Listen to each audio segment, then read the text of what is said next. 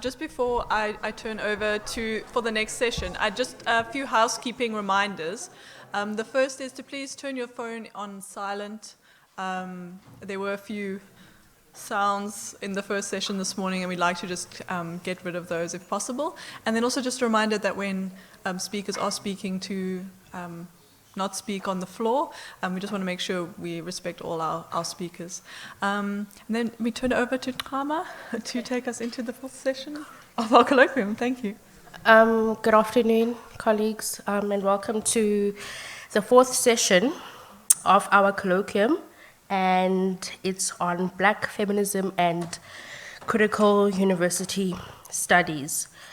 Our provocateur is Professor Shirley and Tate, and is a Canada Research Chair, Tier 1, in Feminism and Intersectionality in the Sociology Department at the University of Alberta, Canada, and an Honorary Professor in the Chair for Critical Studies in Higher Education Transformation, aka CRISHIT, at Nelson Mandela University, and she joins us virtually. Over to you, Professor Tate.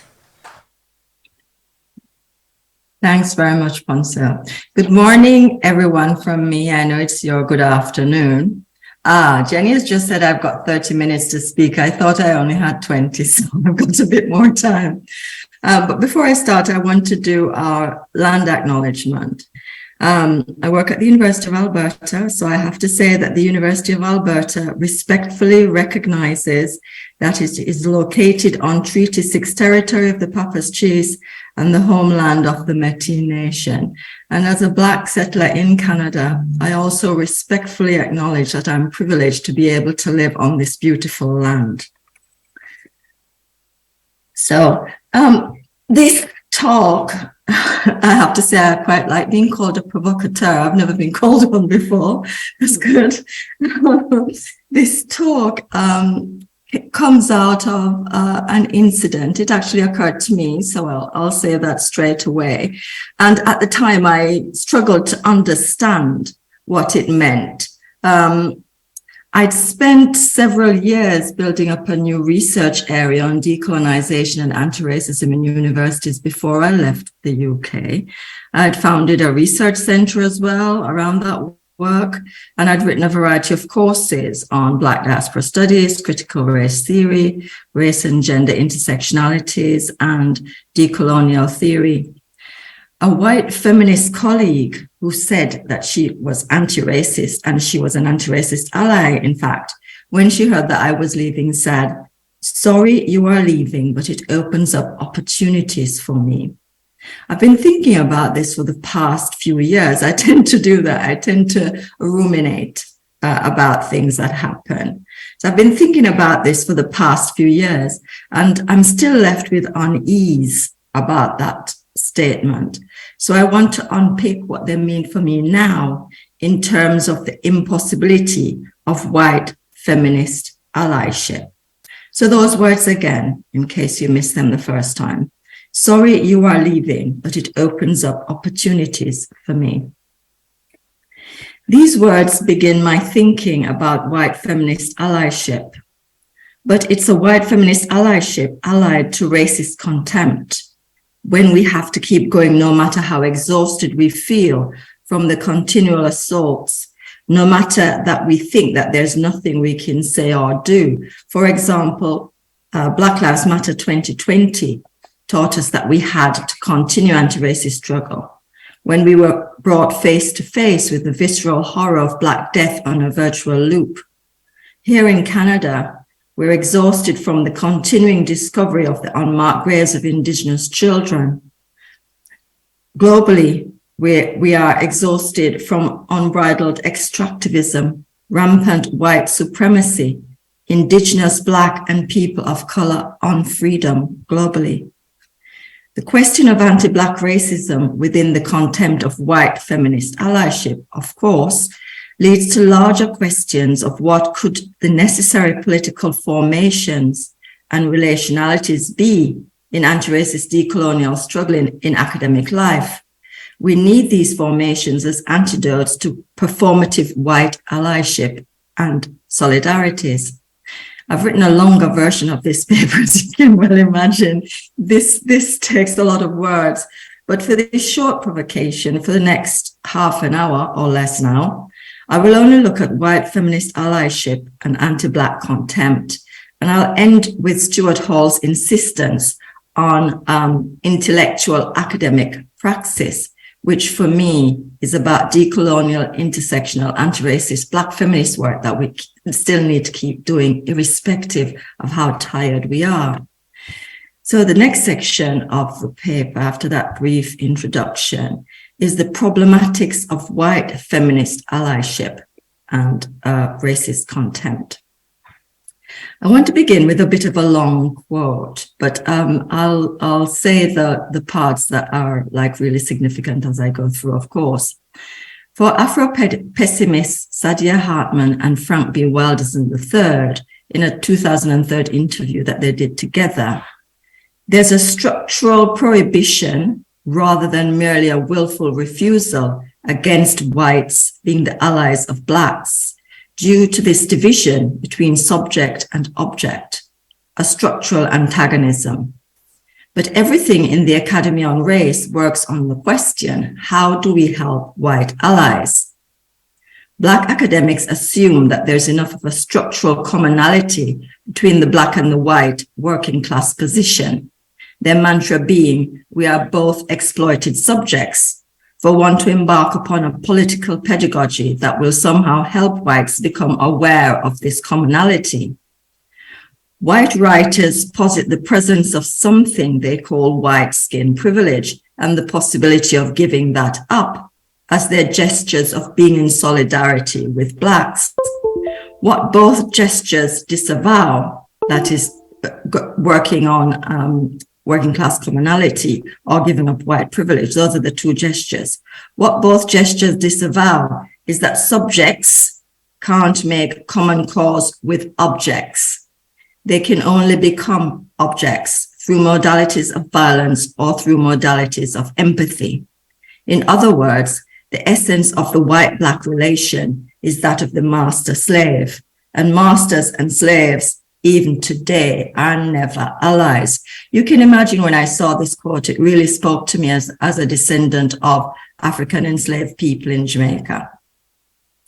Masters and slaves even today are never allies, for me, is what was spoken in her words. Sorry you are leaving, but it opens up opportunities for me. These words, spoken to me by a self-recognized anti-racist white feminist ally, have remained with me for years, as I said earlier. I continue to remain flabbergasted by them. I'm still trying to feel my way through beginning to fathom what they meant to me at the time as this white feminist colleague and what they mean now in hindsight, remembering that there is a structural prohibition rather than a willful refusal against whites being the allies of Black people. This white feminist ally's sorry is followed by but, and we know what that but does. But is a way of delivering something nasty, painful, something that sticks in your throat, your heart, your psyche. These words, sorry you are leaving, but it opens up opportunities for me, made my intellectual labor, my body, my politics, Black objects of value. I felt almost like a pieza. That Portuguese slave trading term used to calculate all Black bodily value through the unit of the 25-year-old enslaved man. For example, 2 children would be 1 pieza, 4 older adults would be 1 pieza. Her words opened up plantation relationalities of violation and extraction in 21st century predominantly white university spaces.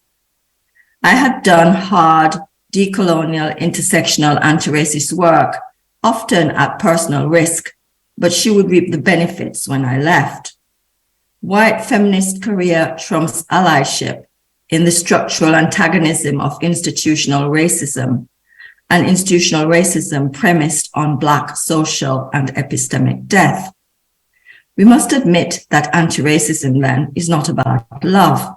Also now we have to say that racism is not about hate. Instead, in 21st century life, there's the popularity and consumability of certain representations of Black life within an economic, cultural system founded in and still grounded in Black social death. Sorry you are leaving, but it opens up opportunities for me, brings into view this system. In other words, it brings into view a racial libidinal economy, to use Frank Wilderson's term, of aversion and avid consumption within the anti-Black structure of feeling pervading Western hemispheric life.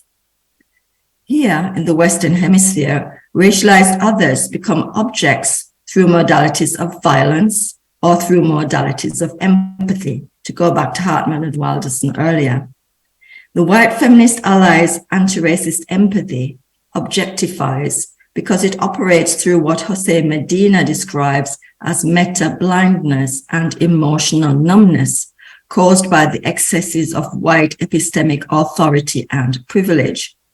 Therefore, empathic attachment is impossible with that foreclosed as other, subalternized, with me, in fact. White epistemic authority necessitates distancing while asserting one's anti-racist credentials as proof of empathic attachment.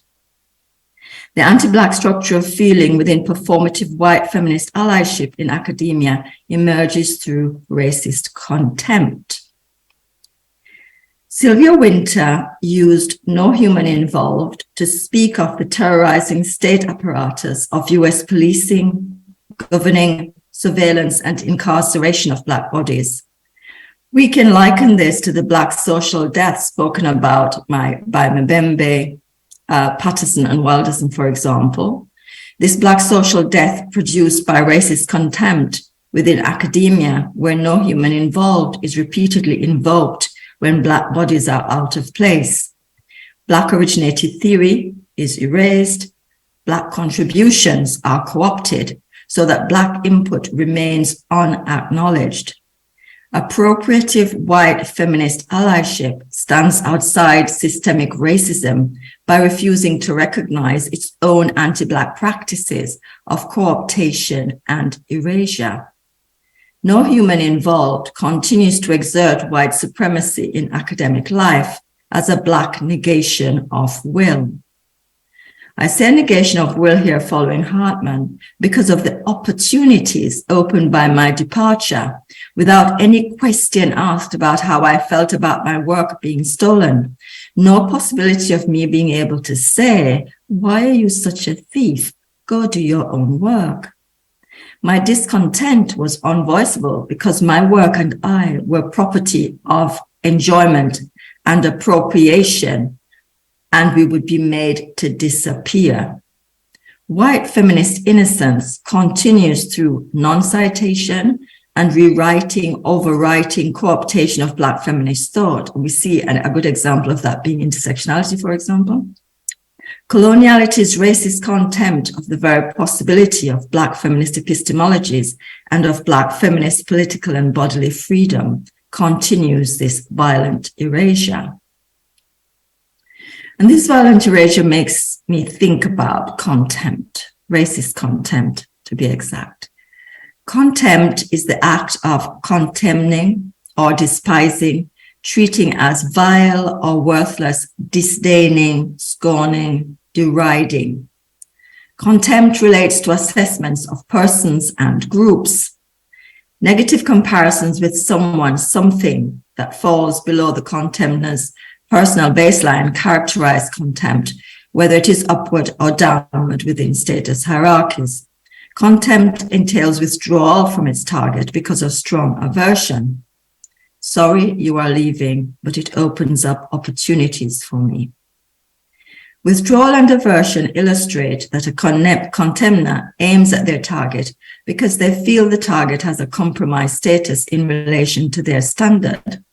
Thus, contempt is reflexive and comparative in its claim to the contemner's relative superiority and setting up of good reasons to withdraw from the target. There does not necessarily have to be lack of engagement with the contemned racial objects if we think about active and passive contempt. Passive contempt involves disattendability and disengagement for Shan Nagai. Active contempt responds to a threat with patterns of attention and behavior such as disidentification to deal with that threat. Thus, contempt and hatred are not mutually exclusive, and we can move rapidly between them. Contempt's role in anti-Black racism means that the white feminist self-ascribed anti-racist ally would never give the Black feminist other, that is me, the respect owed and the deference and trust that properly express that respect. Those who harbor race-based contempt evince superbia. They see themselves as having comparative high status in virtue of their race. They desire that status to be recognized, and they often attempt to exact esteem and deference from others by dishonoring members of the despised race. Sorry you are leaving, but it opens up opportunities for me. Dishonored me, even as she spoke earnestly, expecting me to share her perception of her superbia, her white possession of my work to advance her career. And I want to just go now to thinking about intellectual versus careerist, academia, the white possessive, and extractivism. So let's go back to her words again. Sorry you are leaving, but it opens up opportunities for me. Here, the opportunities that she speaks about involves white feminist capture of what I would leave behind institutionally to enable her career, overwriting institutional memory of who actually did the work. This theft is extractivism in academic life, theft of what is left behind through Black women's labor without any political commitment to social justice transformation undermines decolonial, intersectional, anti-racist struggle and allyship. Theft occurs when what we produce becomes a commodity with career value for white feminist anti-racist allies, but it is discarded when it no longer has career value. We can see this use, discard, repeat cycle already institutionally in how white feminist anti-racist allies continue to parasitically benefit from the white supremacy that they critique using the very vocabularies that they have learned from Black anti-racist intellectuals. Thus it is that anti-racism becomes just another career path on this white feminist entitled way through academic ranks using feel-good anti-racist language. This makes me wonder what white feminist allyship could really be and its limits in universities, where our lives as academics are predicated by what Gordon calls neoliberal individualism's bad faith. Bad faith means that the structural processes and individual psychic states that make such racist harm possible remain unnoticed, uncensored, absolutely occluded. The silencing of neoliberal individualism means that white feminist anti-racist allies have a need for the innocent Black subject to be victimized by a racist state in order to see the racism of the racist state. They absolutely refuse to see the white supremacy in front of their own eyes and within their own psyches. They distance themselves from their own perpetuation of white supremacy by claiming empathetic allyship. They engage in what Charles Mills terms the white ignorance of white privilege on matters of race. This involves active, willful, white racial self-ignorance and social ignorance of racialized others, delinking oneself from white supremacy, according to Jose Medina. Saying sorry is not being sorry at all, but is duplicitous careerism. It is interesting, of course, for me, being a Black woman block to a white woman's ambition, only satisfied by extractivism. I've never been a block to a white woman before, so I suppose it's quite interesting. Based on Stuart Hall's ideas, this is a long way from the necessity for intellectual work, understood as political labor, as opposed to just academic production. So I just want to conclude. Yeah, I've got 7 minutes, good. by turning to Stuart Hall. Jamaican British cultural theorist Stuart Hall, in Cultural Studies and its Theoretical Legacies, highlighted key differences between intellectual work and academic production. And I'm saying this because I want to show the difference between what Black feminist work is and what white feminist extractivism is. So highlighted key differences between intellectual work and academic production. Intellectual and academic work are distinct, even though they feed off each other, because intellectual work is a means to do academic work and vice versa. Hall insists that theory is contested, localized, conjunctural knowledge, debated continuously. Conjunctural knowledge is in relation with a social movement, political organizing, or a discursive formation. For Hall, theory is practice-focused interventions that will make a difference socially, culturally, and politically. He critiques the idea of universal theory by stating that theory as a practice must understand the need for intellectual modesty. We simply cannot see theory as a will to truth, as is the case for the white disciplinary canon. A decolonial intersectional anti-racist praxis entails a responsibility to relay academic ideas back through the intellectual function to people outside academia whose ideas, politics, practices, and movements sustain our academic work as Black feminists. Decolonial, intersectional, anti-racist, intellectual academic praxis resists white feminist extractivism because we have political responsibility to and for a constituency reflected through the knowledge we produce and the resistance that we engage to produce outcomes through relationality. I'll stop there. Thank you.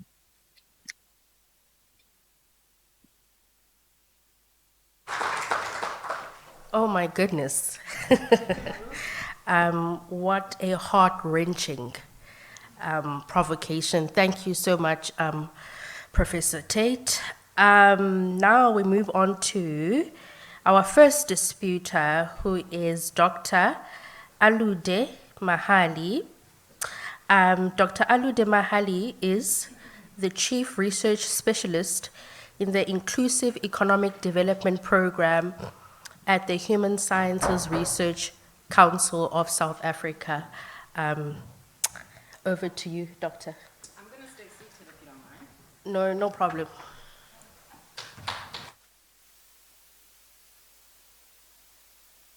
Right. Good afternoon.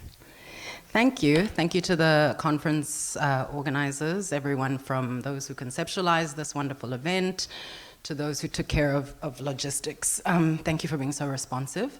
And to my colleague Terry for introducing me to the network and encouraging us to come. It feels really good to be here and to be able to strengthen the relationships between our institutions. And then thank you for inviting me to serve as a disputer, especially because I'm disputing someone whose scholarship has influenced mine. So thanks, Shirley, for your provocation.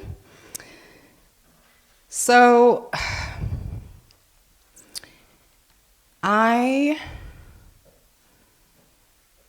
in the spirit of the colloquium and these notions of the increasing depoliticization of the university and building solidarity within and between universities, I want to tell a story of the solidarity building and collaboration that Sue Min spoke about yesterday, being driven by Black women, directly and indirectly influenced by the university experience.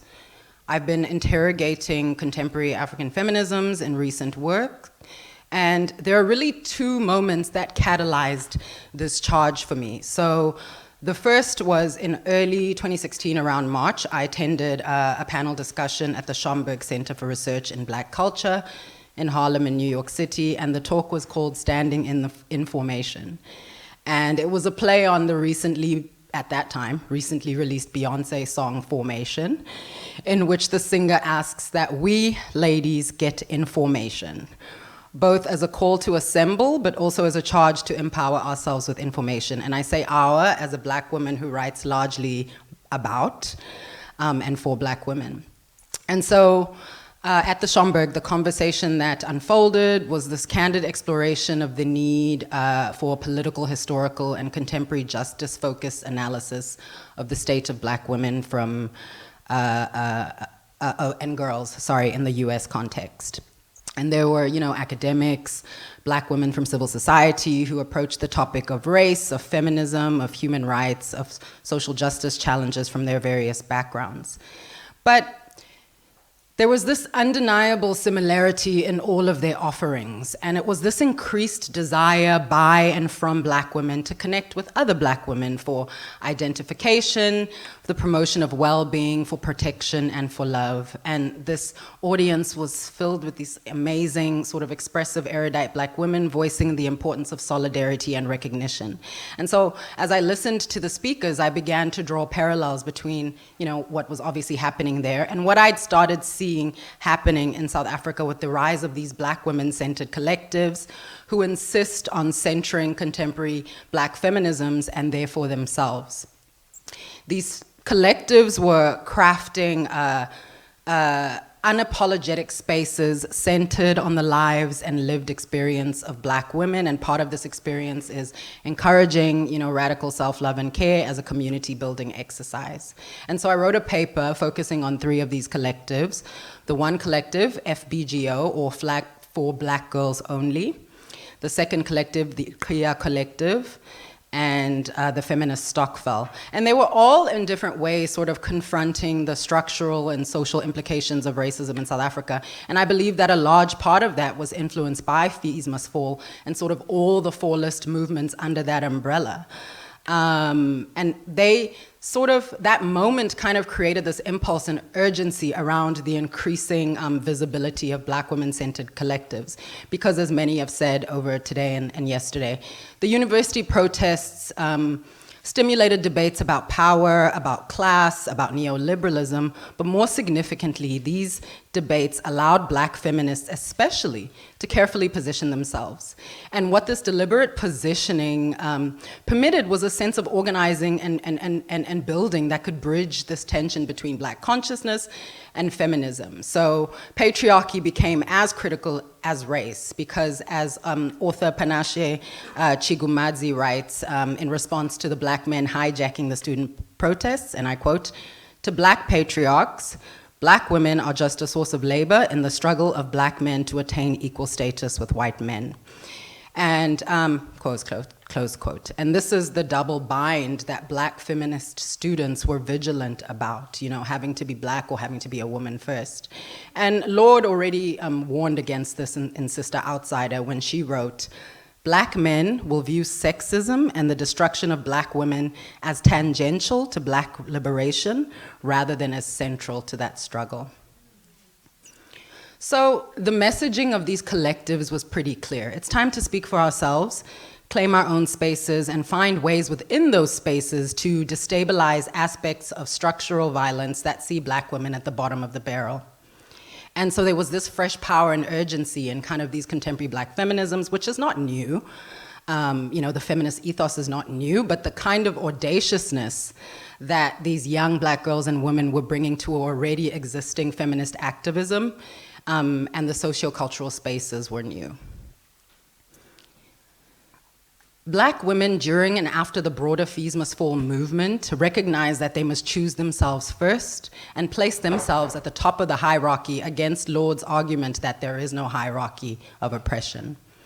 And so for these collectives, it's not a matter of choosing between Blackness and womanhood, but it's about choosing Black womanhood. And that's the reason why spaces like For Black Girls Only, who say on their Facebook page that they are a pro-Black, pro-women feminist movement for Black girls only in capital letters, that is deliberately and unapologetically committed to the upliftment of Black women. Or the Kriya Collective, who describe themselves as a collective of young Black female artists that are taking on the white boys club that is the South African art world. So the Kriya Collective was made up of 11 members who met at the Michaelis School of Fine Art at UCT. And for them, it was obviously the lack of Black women artists in South Africa's landscape as a reason for uniting. And they pointed to the irony of having to form a collective in order for their individual practices to be recognized. Yet, despite the frustration being the original catalyst for joining forces, they realized the significance of coming together as a collective and this huge influence that they now wield.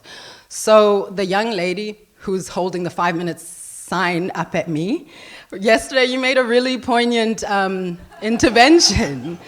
And I felt your exasperation. You were talking about discrimination and exclusion, and I think these women felt exactly like you did. And so for them, the answer is around building community and solidarity among like-minded peers, because since our institutions are these hostile spaces, and it's really hard to destabilize that on your own, and it doesn't mean that institutions shouldn't transform, they should, and they will. It just means that since they are slow to, we can find other ways to have our humanity recognized, and that recognition doesn't need to be external. You know, and you know, they can look to themselves. So, Pramesh, I'm not sure if the partitioning that you were referring to yesterday can be purposeful. Can it be productive? And in the case of these black women, I think it is, and it's about protection. These women, Prof. Tate, have no interest in white allyship. They reject white allyship, and if they accept it, they do so to subvert it. Or if they accept it, they do so to exploit it. And then the third group is the feminist Stockfell, who are just 8 black women who came together because they wanted to create a space where black women can feel free to speak. So the second catalyzing moment for me, and I'm going to try and be really quick, were those photos of Nombendulo Mkhatshwa and Shaira Kala on that day of that massive march to Luthuli House during the Fees Must Fall movement. And I'm sorry I don't have the picture, that's really horrible of me, but you can type Nombendulo Mkhatshwa in your Google machine and the picture will surely come up. So it's hard to forget those often circulated images of Nombendulo Mkhatshwa on the day of the march to Luthuli House. In the images, she stands with both her arms raised, her hands balled into fists, and the green and gold ANC logo covered, Iqhiya wrapped around her head, and her eyes downcast, and she's looking visibly exhausted but not beaten, and she's looking weary but stoic. And she stands as part of a group, but she's clearly leading. And to her left, Shaira Kala stands. By the way, these were the incoming and outgoing SRC presidents of Wits University. And then closely behind them are thousands of young people marching to Luthuli House to deliver a memorandum of demands to the government. And these images were replicated and disseminated over and over, and they became kind of somewhat iconic. And both Shaira and Nombendulo became these media darlings, and they were on magazines, and they were on radio shows and TV. And Nombendulo was even hailed as like the second coming of Lillian Ngoyi or Winnie Mandela. And, you know, I'm not trying to disparage her, but rather to sort of highlight the incongruence of one woman being celebrated as this audacious face of Fees Must Fall against this kind of day-to-day incidents being reported by the women who are doing less glamorous footwork. You know, and these less glamorous stories included stories of male-controlled intimidation, of sexual assault, of violence, of police brutality, of trans and queer women feeling marginalized in the movement. And even though Nombendulo sort of, you know, catapulted to fame, there were those men within the movement, supposed allies, who struggled with this notion of getting behind a woman. A former Wits student, Ponzo Pilane, who during the protest recalls how one male protester shouted, "We won't be told by a woman." And then several other black male protesters said that feminism must futsek when Nombendulo addressed them. So, and I'm wrapping up. While women have played an important role before, during, and after South Africa's democratic transition, the sidelining and abuse of black women is not unusual, where gender issues have, you know, historically taken a back seat to race issues, and of course class is concealed, you know, both behind gender and race in revealing ways. And in many ways that tendency was replicated during, you know, the student movements, except now these young black student activists were deliberate in insisting on an intersectional approach to mobilizing, and one that recognized, you know, these different social identities and how they, you know, interlock. And they were also calling to an end to misogynoir. And so you saw the rise of sub-movements like Mbokodo Leaders and Patriarchy Must Fall, which were formed in recognition of the fact that the predominantly black male leadership was cutting them out of some of the movement. So these offshoots, were reproducing suffering and becoming increasingly sexist and violent and exclusionary. And Mbali Matandela, one of the founders of Patriarchy Must Fall, writes, "We began speaking up at meetings about what it means to be a black woman or LGBTQ person in an institution that still celebrates misogyny and white supremacy. We knew how easily patriarchy can dominate any context, even protests about equal rights. People will look back at this movement one day and see how a small group of black feminists changed the politics of a black consciousness space, a space that was previously excluded, a space that previously excluded these populations. They will remember how black women and members of the LGBT community became valued members of one of the most important movements in the university's history." So, in conclusion, what is significant, I think, about this contemporary moment is the brand of African feminism being fashioned by these young women who use their bodies, who use audacious protest, poignant imagery, knowledge production about African feminisms, poetry and music. And these creative methodologies aren't necessarily new, but I think what's different is in agitating for change in these spaces, they have a range of access to feminist literatures, different media products, and so the interventions are rooted in a feminist understanding of their modern condition. And access to all of this now see these women crafting a range of feminist understandings that are altering the way in which they demonstrate.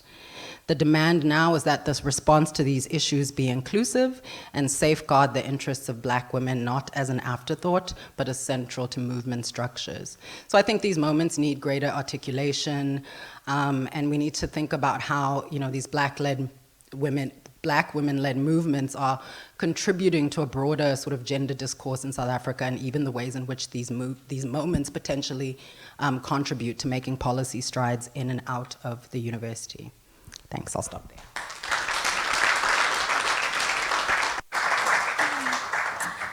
Thank you, Dr. Mahali. That was wonderful to hear that you went beyond the subject and to center the fact that black feminism has not only given us a voice, but has also given us a language to name and to refuse. Thank you so much. Our second disputer is Mix Sipoka Zitau, who is a program coordinator at the Center for Women and Gender Studies at Nelson Mandela University.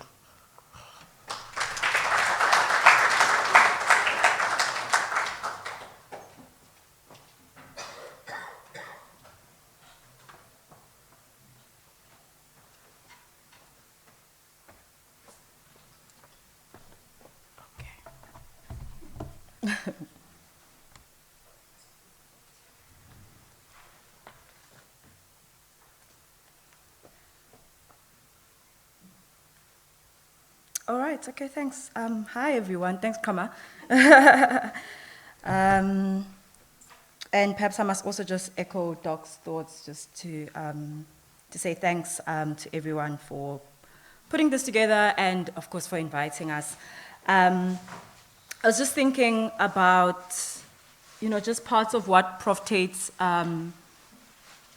provocation does is that, when I think about it, I'm just thinking about what us or people in my generation as we think about romantic relationships, and the word that pops up from this interaction she reflects on with this white feminist former colleague is of gaslighting, right, that we often use. And so for the older people who don't know what gaslighting is that gaslighting comes from just this old play where it's this heterosexual couple and the man uses gaslighting, which is a form of manipulation. That it's a manipulation tactic that you use to distort reality, if you like. And so what he does throughout this play is that he starts dimming the lights of the house, and she keeps on questioning why are the lights getting darker and darker. And he's basically dimming the lights in order to declare her mentally unstable so that he can also inherit her money. So that's where gaslighting comes from, right? And pretty much what Prof. Tate is also just sharing about that, it reminds me of that. But I also then think it also then, and Prof mentions this a little bit towards the end, this policing and disciplining of the Black female body, and how also Gunu then and co talk about how, I haven't started you, how particularly the presence of Black women in the academy brings this strong discomfort to people that have inherited from the histories of those particular spaces. So in responding to this, I'm going to take the challenge from the previous panel about thinking creatively.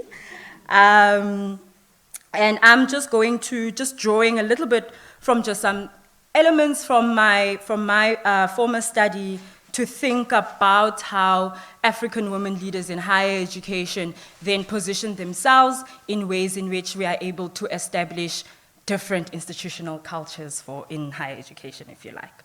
And so I'm borrowing a lot from Motseme's work on Africana women's existential phenomenologies. She borrows this from Bibi Bakere, who borrows it from Montepolo, et cetera, and Herzl, et cetera. So I will not do much of I'm not going to do too much theoretical and philosophical work.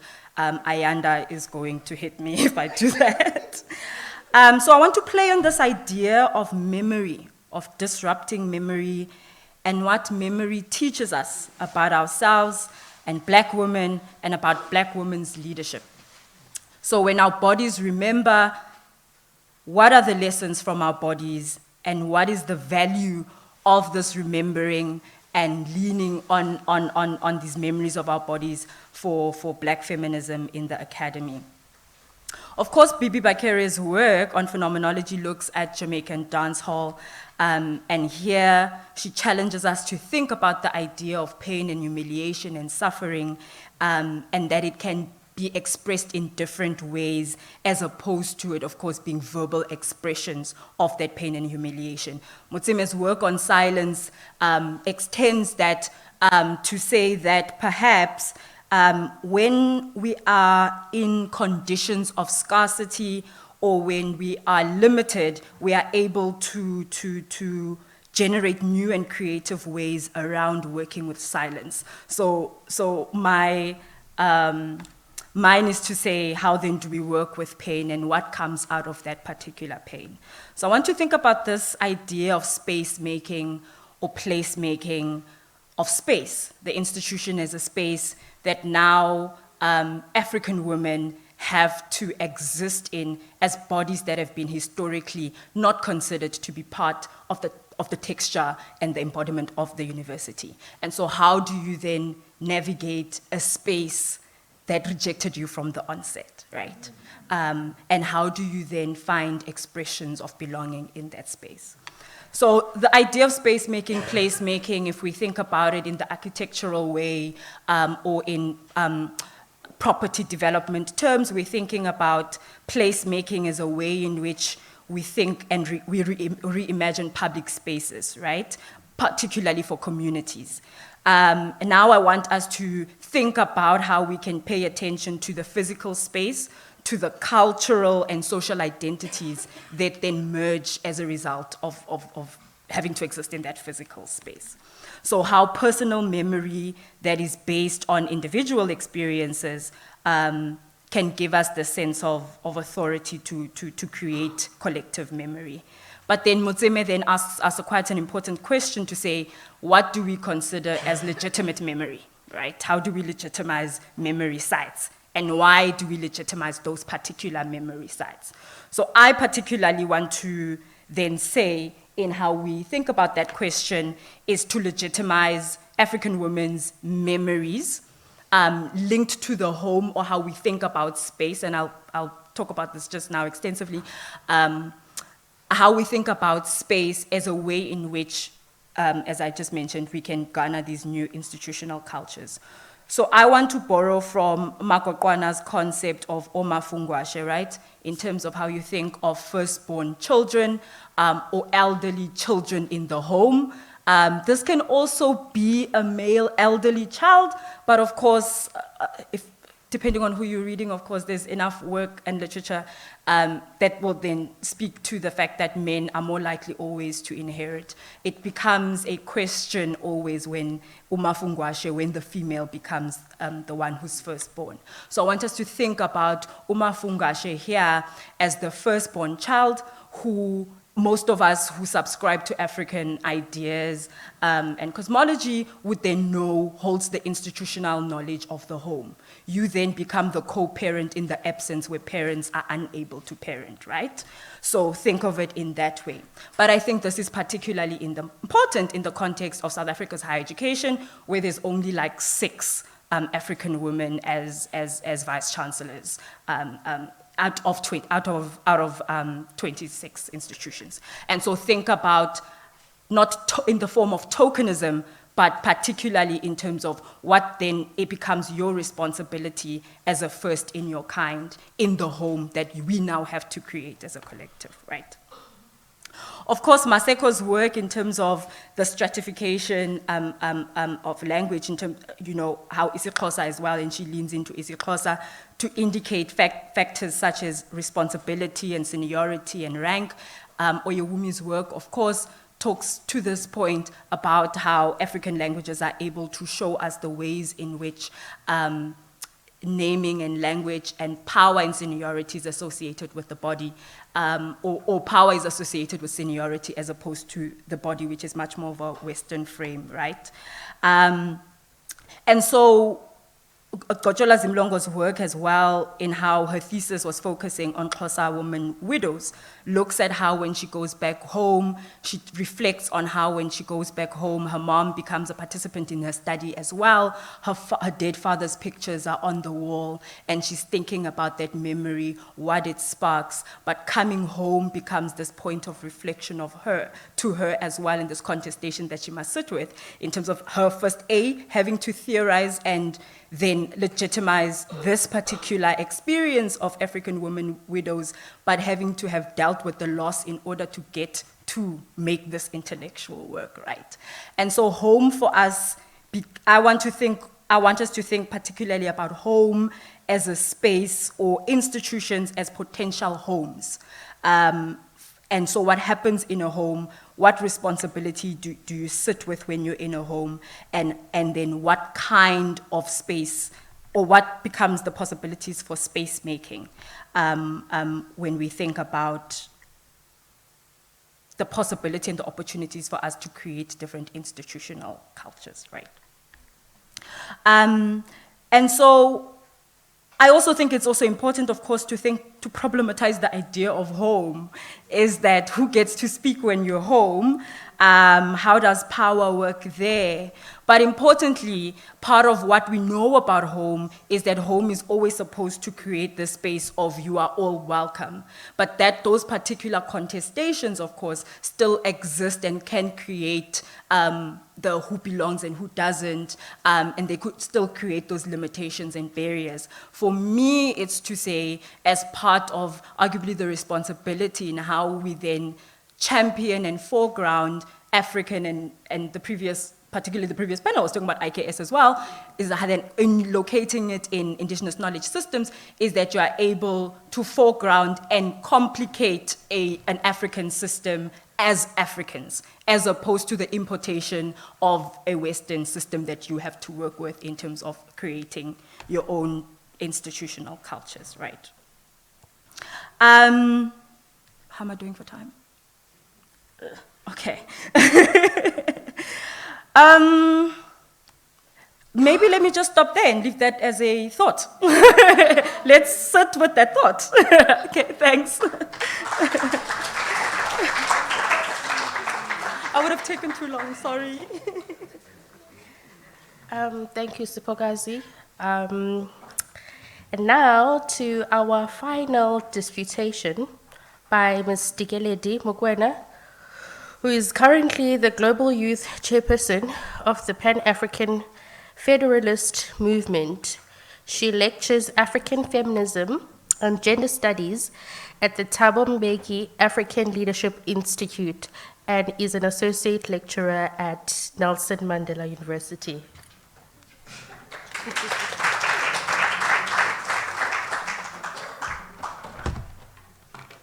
Sorry, I think he needs the thing. I thought it would be here so that I'm not so evidently exposed. But I think whilst we are finding the platform to make me look taller, I just wanted to correct the point. So I'm no longer, yes, I am no longer the youth chairperson of the Pan-African Federalist Movement. I thought you said you were tall.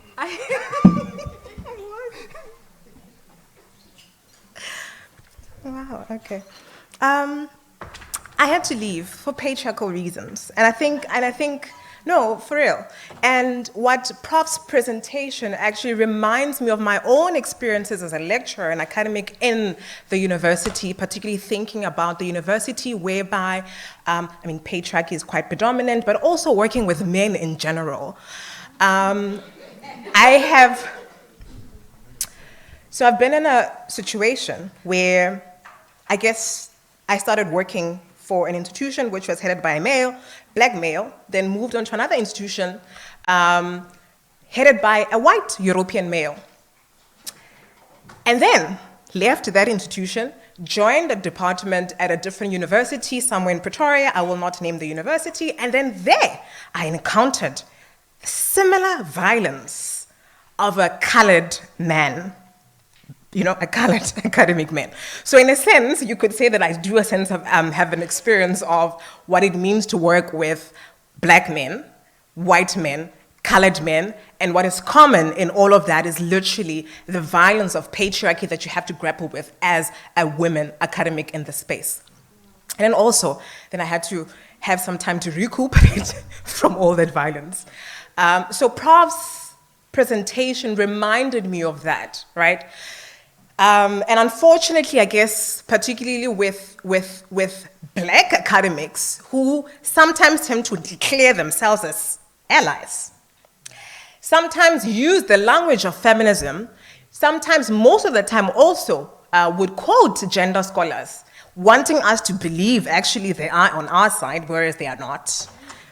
The very same people who write eloquently about oppression in other spaces and how we need to end any form of oppression, and yet you'd be like, but then you, comrade, you are the very same person actually causing me misery in my own life.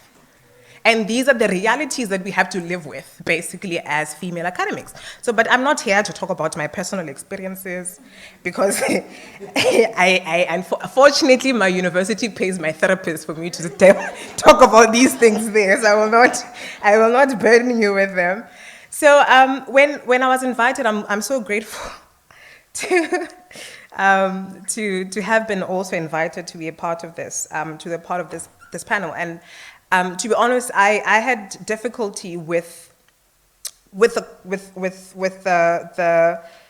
what do you call, the idea of Techno-Rational University. So Techno-Rational, I was like in my head. I remember when I was invited, I had to think, what does this mean, right? Particularly as somebody in the work that I did when I was working on for my PhD, was largely on thinking and advancing the idea of sort of meta-rationality, right? Supra-rationality, other forms of rationalities that are not necessarily recognized and acknowledged within the university space, right?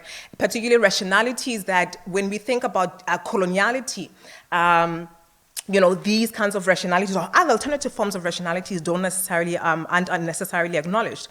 And I'm gonna mention this because particularly in light of, I guess, some of the conversations that were had before and also now as well, particularly in the context of us, whenever we think about creating pluriversalities, right, alternative forms of knowledges, in the quest to oppose and challenge epistemicide, which is basically a lot of our colleagues have also been mentioning as a problem.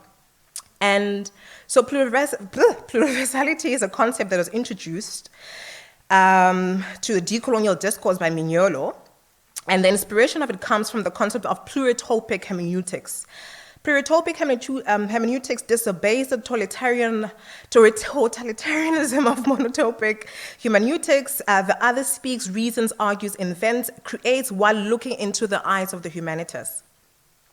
Humanitas refers to the opposite of the other, which is the byproduct of relativist binary thinking. Humanitas as a civilization, Western Christianity, science, and so forth are products of modernity and are constructed as superior relative to the anthropos, right? So basically, there's the work that obviously I'm citing the work of Manola Trostanova, who's I guess, Russian imperial subject, so to speak, and she also writes and critiques Russia so beautifully in her work as well, as an empire, but the kind of empire that we don't necessarily put in the same position as the Western Empire, particularly contemporary times, which be Europe and America. So basically what they explain is that, so pluriversality constitutes the examination of diverse socio-historical and economic political experiences and the global articulation of power that produce diverse realities and life or death projects. In this literature review, or rather in the work that I was reading, pluriversality also functioned as an analytical tool or procedure to explain the phenomena that I was actually looking at in terms of my work, which is basically the women of Marikana. And then this somewhat leans up to, I guess, the idea of, feminist work and also African feminist work that I've also sort of been doing and also have been taught throughout my university experience many years ago. So anyway, so it is pivotal to understand that pluriversality also means acting in and with the pluriverse, and this means engaging all forms of knowledge enunciated from the multiplicity of geo-body political sensing, knowing, understanding, and being. It is understood that research or the work that we are doing are sort of a byproduct of hermeneutic assessment of phenomena. Of course, this is deduced from that disciplinary scholarship that many of us are engaged in. And part of the reason why I wanted to highlight this is because also when we were having your conversation, the conversation that was had by the previous panel, particularly with the question that Prof. Keat mentioned with disciplinarity, right, and disciplinary knowledge, the critique also, which comes up from decolonial scholars, is that we also need to acknowledge the DNA or the history through which disciplines actually are from, right? Because there's a specific canon that actually sort of privilege in a sense. So the so-called forefathers of sociology, the forefathers of political science, etc. So there is a sense of Eurocentricity embedded in the foundations of these disciplinaries. And then you have other scholars such as Louis Gordon, who then critique that the disciplines, and as I think Prof. Okeja, pardon me, I did not sleep. When he was also reminding us that the university, for some reason, is not providing the solutions to the problems that clearly, we continue to actually speak about. And I think this is what Louis Gordon also was critiquing when he was saying, so the decadent disciplines, in a sense, or disciplinary decadence, that's the concept that he used. That these are some of the challenges that also we need to really think about. And then Tendai Setole, as a response, then he actually says that we need to move beyond transdisciplinarity, right? We need to move beyond our disciplines in a sense. But what does that mean? He does not necessarily give us a solution. I also don't have a solution. And I think maybe a space for us to really engage that. But in a sense, I guess what decoloniality for me personally, and I think also it's somewhat linked to what I've been trying to grapple as to what decolonial feminism would actually look like, and I'm going to go back to that critique later, is that it then invites us really to try and find other, and this is obviously what everybody has been saying, trying to find other avenues through which we can actually be able to bring about different forms of epistemes in the university space, and also do away with privilege and sort of the very same canons that we've been working on. And for me, this also then links up to the critique that I had in mind. I wanted to raise a question, particularly in the previous session, to ask about why is it that we seem to be also privileging text or textual knowledge, right, written knowledge. What of other forms of knowledges, or what other forms of data that actually exist out there? Nigerian scholar, Professor Falola, he invites us really to think about the idea of a ritual archive, right? And what his definition, or how he explains the ritual archives, and let me just read the quotation. He says, by ritual archives, I mean the conglomeration of words as well as text, ideas, symbols, shrines, images, performances, and indeed objects that document as well as speak to those religious experiences and practices that allow us to understand the African world through various bodies, bodies of philosophies, works of literature, languages, histories, and much more. By implication, ritual archives are huge, unbounded in scale and scope, storing tremendous amounts of data on both natural and the supernatural agents, ancestors, gods, good and bad witches, death, festivals, and the interactions between the spiritual realms and earth-based human beings. To a large extent, ritual archives constitute and shape knowledge about the visible and invisible world. So coupled with forces that breathe and are breathless, as well as secular and non-secular, with destinies and within cities, kingships, medicine, environment, sciences, and technologies. So in a sense, again, so what Falola is doing is basically saying, even if there aren't, and I'm not saying this, the work of excavating the text is not important, right, as the sources, but there are other forms of, I guess, archives that are actually in existence, and I think we interact them, or we see them on a daily basis. Sort of the archives that are produced by women, right, by women, by the women that we say we seek to actually learn from and study them. And obviously some of the ideas and stuff, even though some of the ideas may not necessarily be written in text.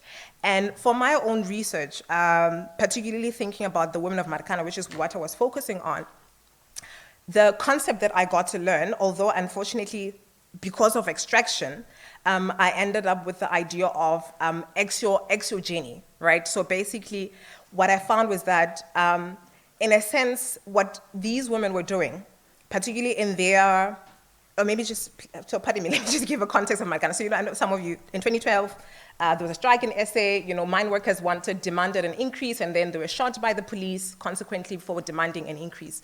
And then their widows also somewhat were demanding justice for, you know, to demand the knowledge of the truth and justice for their dead husbands. So in the process of actually demanding justice for their husbands, a number of ideas and philosophical, actually, thought and processes that actually emerged. And from there was a sense of humanization and in a sense of gender relativity as well, right? And how actually they were relating and how they saw themselves relative to their deceased husbands.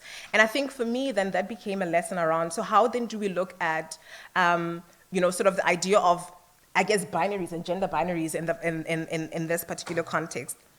And how do we learn? What is it that we can learn about gender? What is it we can learn in order for us to critique black feminism, for that matter? For us to critique decolonial feminism, for us to critique, you know, sort of, or to critically engage African feminism, for us to really to learn more about what does it really mean for certain women in our communities who then think about themselves in relation to the partners that they see themselves in sort of in relation to. Of course, that does not erase, again, the violence and all these problematics that, you know, those gender relations actually bring about. And I think, as you've mentioned, Sipokazi earlier, the example that you were, when you invited us to really think about, I guess, in personal relations, personal heterosexual relationships, to be more specific, you know, the issues that are actually encounter in those spaces. Yeah, in a sense. So basically this particular work for me then invited me, or also helped me and taught me to realize that there is a form of struggle, right? There is a form of struggle that women actually do engage in.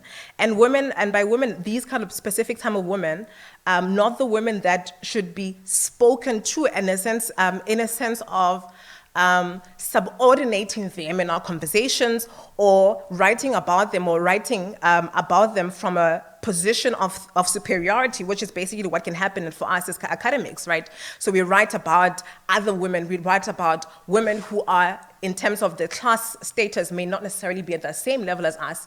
So consequently, what we then find is some form of a missionary consciousness, actually, that becomes also entrenched in how we write about women. But these women themselves, what they were doing is teaching me, in a sense, as somebody who came from a tradition of Black feminism that was somewhat antagonistic, right? For a reason, for a valid reason, by the way. But then it helped me then think about, so now, in this case, what does gender mean in this particular context, which brings in a relational, relativist, a slightly different context to what I have been taught and what I have been teaching and advocating for prior to this. And I think this is also where the work of other scholars such as Oyewomi, so many other African feminists who actually been teaching us and reminding us to really think about gender in African context differently. So in a sense, basically here then, what then happens is the realization that the idea of an exogenic struggle is somewhat of a kind of struggle that brings a sense of rehumanization, right? A sense of reminding everybody else that in as much as what coloniality does, which is basically to dehumanize Black bodies, which is to devalue the work of Black women and Black men, right? And we see this through various forms. What they were actually critiquing was a sense of rehumanizing and arguing and enforcing the idea that they actually are human in this process. And consequently, then I wanted to ask Prof, in her work, which basically, in her experience, right, of what was an obvious sense of erasure, and an obvious sense of literally invisibilization, and apart from the theft, that she possibly, that she says that, possibly is taking place in that context. But then what happens in those contexts whereby the erasure of the work that Black women have been doing, which is basically what came up in the presentation, but also possibility of the erasure of the work that she's been doing by the white women. And in that case, what kind of struggle, what kind of sort of responses should really be rendered, more important to actually engage in and so forth. So I'll just leave it at that and let that be my last contribution. Thank you.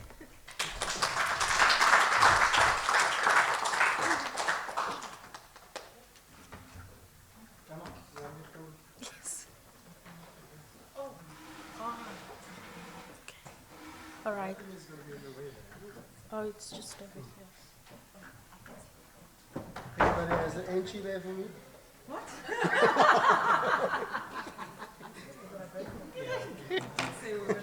Yes, All right. We have come to our Q&A part of the program. Are there any questions, comments? I'll take a first round of comments, questions. All right.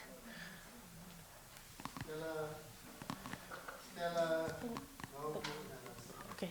A mic. Do we have a mic? Oh, okay. All right.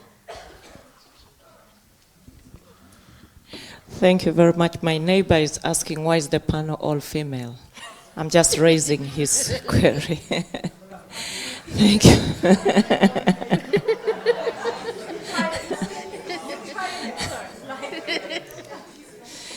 All right. My comment is not actually to the panel of ladies, but my question is going to Professor Tate. In my village, when you're invited to eat, just go ahead and eat. Usually it's meat where they invite you to eat. So you go ahead and eat and just really enjoy the food. Incidentally, as I think it was, I don't know her name, the last doctor, with the red doctor? The last speaker. Yes, the last speaker. Oh, okay. She said her head, when she saw the theme, she was wondering, what is this rational something techno-rational? And for real, I have eaten the meat. You invited me to eat. I'm Stella from Uganda. I've eaten the meat just like they do in my village. And what my people do in my village is, after eating the meat, then they will ask, hey, by the way, what animal was this? So, Professor Kit, I just want to ask, what animal was that? Thank you.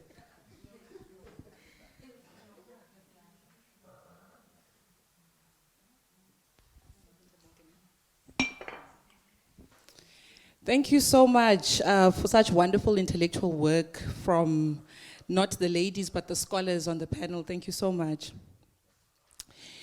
Prof. Tate, and I'm going to ask the chair if I could just abuse your time a little bit, but you will stop me. I'll self-regulate as well. Prof. Tate, when you spoke about the impossibility of white allyship, I think obviously it's disheartening, but then you mentioned passive contempt, and I wonder if, I'm not sure if I understood the concept correctly, but I wonder if there is a possibility of thinking around passive contempt by black men who distance themselves from these spaces and feminist ideologies and feminist thinking, and would rather be onlookers to the destruction of black spaces. And why I'm calling it the destruction of black feminist spaces is because Dr. Alude spoke about black woman-centered or woman-led spaces in a very positive light, as if there's a lot of love, a lot of community, and a lot of support all the time. But I think what we are missing as well is that there's a lot of trauma that more senior black women carry in academia that can be transformed. And I think, Spokazi, you spoke a lot about this concept of mothering, and thinking of the university as a home. And indeed, it acts in that way when we meet black women academics and their traumas that they've experienced in the university previously.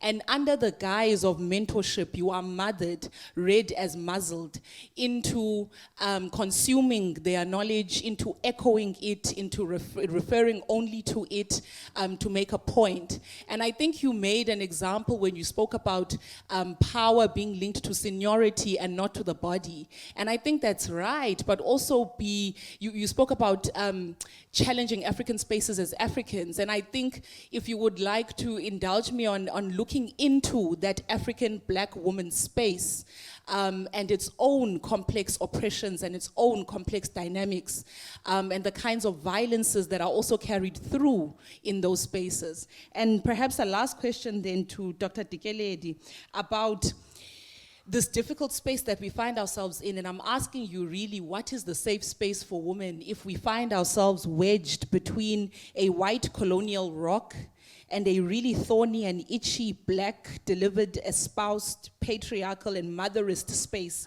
that's shrouded in Marxism and African-centeredness?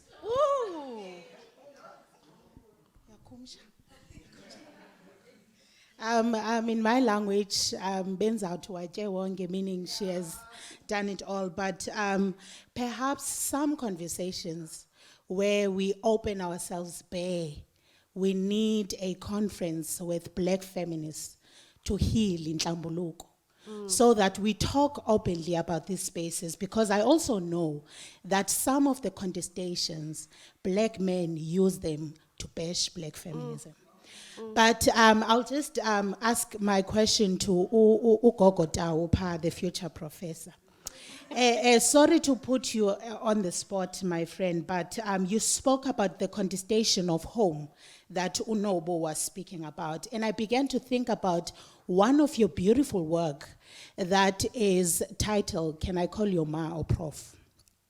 And I wanted you to expand on that and touch on that, particularly the emotional unpaid labor that black women in the academy experienced, particularly during the pandemic. Also, maybe the high expectations of black women leaders that is required for them to meet in a way that silences them and invisibilize them in the hierarchy of higher education because they are the first black mothers. So if you can please just speak to that. Otherwise, amazing work. I know that in panels like this, it requires a lot of spiritual and emotional labor because we embody the work that we're doing. So thank you very much for being present. Wow. All right. Let's start with Prof. Shirley. I think there's like an echo. Is it okay? Yeah. First of all, I want to thank the organizers for inviting me to be part of this panel. And I want to thank colleagues, wonderful women on this panel. I think what I felt is an incredible meeting of spirits, even though I'm not there and we're doing this virtually. Some of these questions I'm still thinking about. For example, what responses are possible to erasure? I'm still thinking about this because there's a way in which erasure can be quite absolute in institutions that you work in. So to ensure you're not erased completely as an intellectual, you have to work outside of that particular institution. That's what I've found. One of the things that really nourished me an incredible amount, and I want to say thank you to colleagues in South Africa who invited me to be a part of your amazing academic and political community there, in as much as I can be a part of that. Over the years, I've learned an incredible amount about myself as a person, but also about the possibility of politics, which goes beyond like career gains. And I'm really grateful for that. I found the spaces in South Africa in which I've been privileged to be a part, spaces of incredible nurturance for me. They have become my home very much. And I see Nelson Mandela as my second academic home. Well, even my first, actually, to tell you the truth. So for me, one of the really important ways of resisting erasure has been to work outside of the university space that I'm in, because I continue to operate in structures in which I see that I am the only one continually, you know, especially the only Caribbean, Black Caribbean one. And for me, there's an impossibility still of allyship in these particular contexts in which I find myself, because there still continues to be this distancing that was spoken about from me as a body, but also from Black feminist thought, Black feminist spaces where politics have to continue to be anti-racist and decolonial, for example. And I particularly want to say something about like the trauma of older Black women scholars. There is a lot of trauma, and I'm smiling as I'm saying this because in a way, you know, in Jamaica, we think that we have to smile when we're in pain, so that the pain becomes somehow less because we're smiling. It's not a grimace, it's a smile. Yeah, there is a lot of pain, but the point is, it's not just for older Black academics, it's also for young Black academic women who have just begun their academic careers as MA students, maybe as PhD students, as undergraduate students even, and certainly as professors. And what can we do about that trauma? We have to develop spaces, as was said, of feminist, I suppose, consolation, but also going beyond that, of politics as well, to think about what can we do individually to maintain ourselves in within those spaces, within and outside those spaces, I should say. What can we do to maintain ourselves? And one of my colleagues on the panel spoke about Audre Lorde's ideas about self-care. And I think more than ever, we need to think about that as a necessity. And we need to think about it as political work, not as like navel-gazing that's completely useless. It's not at all. We need that in order to build resilience. I don't even like to say resilience, actually, in order to maintain ourselves as, you know, as humans. Somebody mentioned humans before. We have to continue to try and build safe spaces for our sisters in the academy, whatever rank they may be. And this includes undergraduate students as well, who are the future Black female academics, I think. And somebody spoke about, is there a possible safe space for women between white patriarchy and Black itchy politics? This is a really good question. And it's one I think that's spanned the 20th to the 21st century. And I can't see it like really ever going away. It's kind of sad to even think about that. Yeah. I just want to stop there. But I want to thank you so much, colleagues, for your wonderful work. I've learned so much from you just now. Thank you, Prof. Shirley. Now I'm gonna go to Dr. Mahali. Would you like to respond to one of the questions? I'm not sure that there was a question really aimed at me, but who was it that spoke about sunshine and roses and rainbows? Okay. Yeah, okay.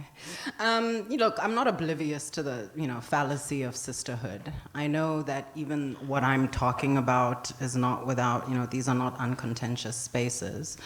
And to some extent might be, it's trauma bonding that brings us together. But we need to exist, and not just exist, we need to thrive. We need each other as shelter from the storm, these structural and institutional violences that we face. And I believe there is a positive story. There is a positive story to tell outside of the academy, what Prof. Tate has just referred to as spaces of feminist consolation. And even in, the interventions I'm describing, or the collectives, or, the movements, they're productive. I don't think they can be taken light. I don't think they can be undermined, because they drive a larger mission, whether it's access to certain spaces, whether it's access to economic opportunities, whether it's an ability to move forward in your respective discipline. I think they're productive spaces and shouldn't be taken light. I mean, I know we can argue this, we can unpack it, and we can look at it from all kinds of angles. But I chose to tell a good story, the story of what I'm saying, an empowered story, a purposeful story, and I think those stories also need to be told. All right. I'll go for it. Okay. Thanks for the engagement and the questions. So let's start with the first one about the dynamics of women-only spaces or women's spaces, the question of generational trauma as well. I think, look, it's complicated, right? And the complication is, part of, for me, what is, of course, valuable is that is a reminder for me that there are different ways in which we can be activists. And I think that part of my work is activist work, it's just differently. So who I choose to cite, and part of what we do when I cite senior African feminist or feminist academics is that thing Dee's talking about disrupting that entire founding fathers situation, which was a nightmare for me when I was working on my thesis, is that I was intentional that I didn't want to cite from the North. And that was a lot of work to do, because you had to do some heavy work in terms of excavation, and then also who do you place above this one and not the other.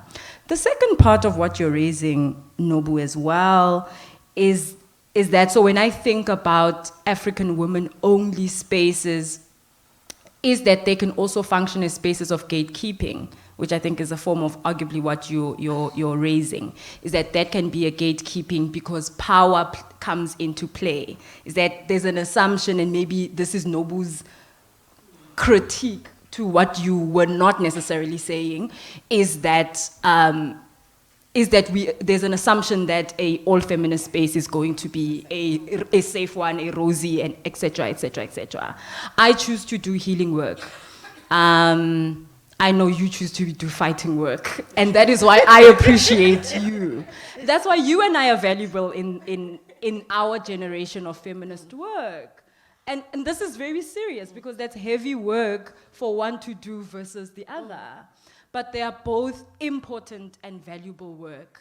I wouldn't, I'm proud to have you as a fighting partner. And then the second thing about Asipe and that paper on naming and titles, Nobu made mention of it in her response last night. What do we then call them, right? What do we call these women? Because some of us come from socializations where we're not going to call Prof. Andre by name. You're lucky we're calling you Prof. It should be really, to some of us, you know? But they too know that. They too know that because they also come from that same socialization, right? And so respectability politics come into play, and sometimes we have to remind people, look, you pay me a salary. You're not my parent at work.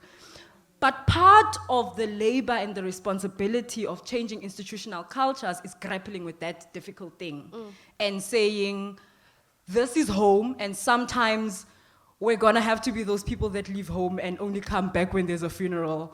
And everyone wonders where this person has been, is that we have to abscond from home when homes don't function as spaces that hear our voices, right? And we have to find different homes. The danger with that is that you're going to find different homes in some of the spaces where Prof. Tate is now raising, is that it's a white feminist space. Then those spaces become welcoming to us. And so maybe my disputation, is that what is the thing? Disputation today is to say to the senior academics in this room who are apparently doing decolonial, African, those very heartfelt, feel-good, valuable work. Check yourself, guys. Check yourself and maybe think about what we must inherit from you and whether you're going to be proud of that when we must be organizing such in the next 20 years. Yeah.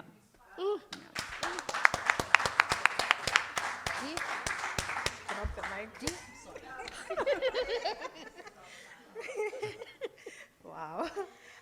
One, I'm not yet a doctor. Just to clarify. Yeah, we are knocking on heaven's door. Hopefully the doors will open. I think, when you were raising that critique, I thought, I don't know if it's common, but I'm going to speak from my own experience and also what I've noted in other contexts as well, is that it is not that families don't have issues. It is that when the outsiders, you try to focus more on the solidarity, unity, peace, and so forth. And when the moment comes when everybody else has left, then the difficult questions and conversations are had.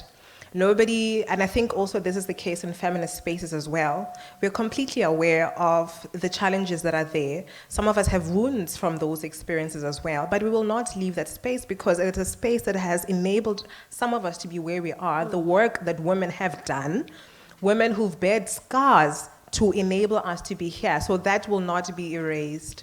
And certainly, yes, I think that we also need to do that work whereby the healing work, hopefully, would also be prioritized in ways that will enable everybody with wounds to open them up and then, hopefully have them heal, so that we have actually better outcomes in the future, and that we do not pass on the scars and the wounds and the traumas onto the next generation, and also in dealing with sort of our interactions with other people as well.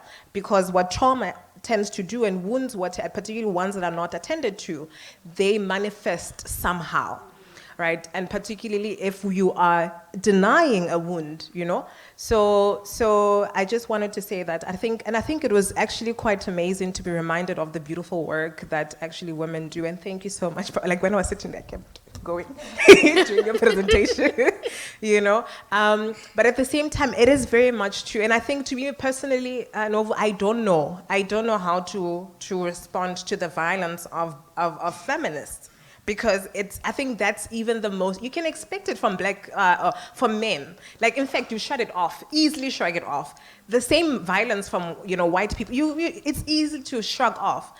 But then the violence from black feminists itself, that is the most wounding, because that's where the space where you hope to find more care, right? You do find more empathy, etc. So the wound, even if it's like a small thing, but the cut actually becomes so deep because of the expectation that you had.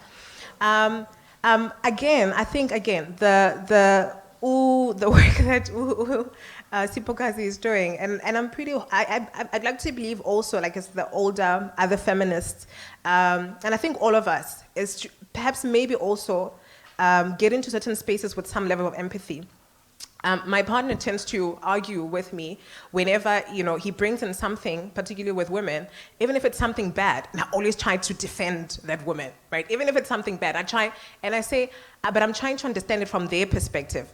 Perhaps they're like this because this happened, And I think for me, that's how I've been navigating and being able to navigate that space. So try and understand your violence towards me or your violence towards somebody else, and try and empathize and ask myself, perhaps, because I believe as human beings, we're not vile naturally, I believe, right?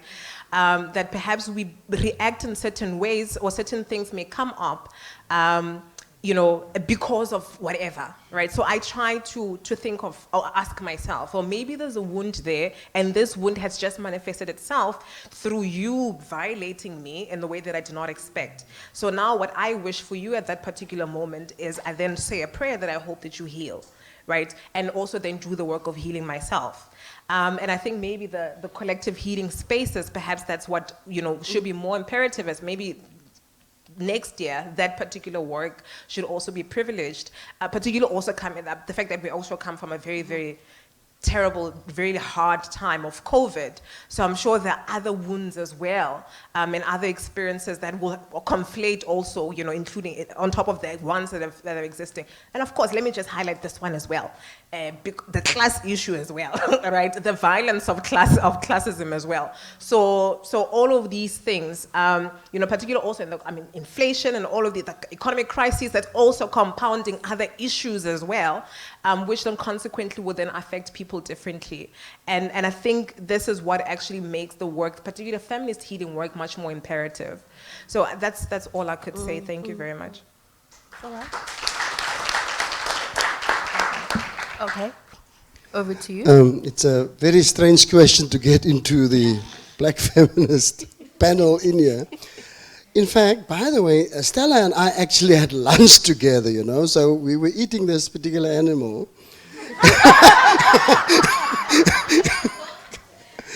And now she's asking me, what is it that we have been eating, Stella? That's a very, very tricky question. Huh? But as of course I go around with my, with meeting people, beautiful, actually fantastic, and Shirley and the colleagues, great stuff. Just advancing our thinking, our practice, our possibilities on so many fronts. So I feel very, very, very grateful and moved, actually, just for the intellectual generosity and political connectivity that one can feel in this space, despite the fact that we are disputing with one another and contesting issues. Okay.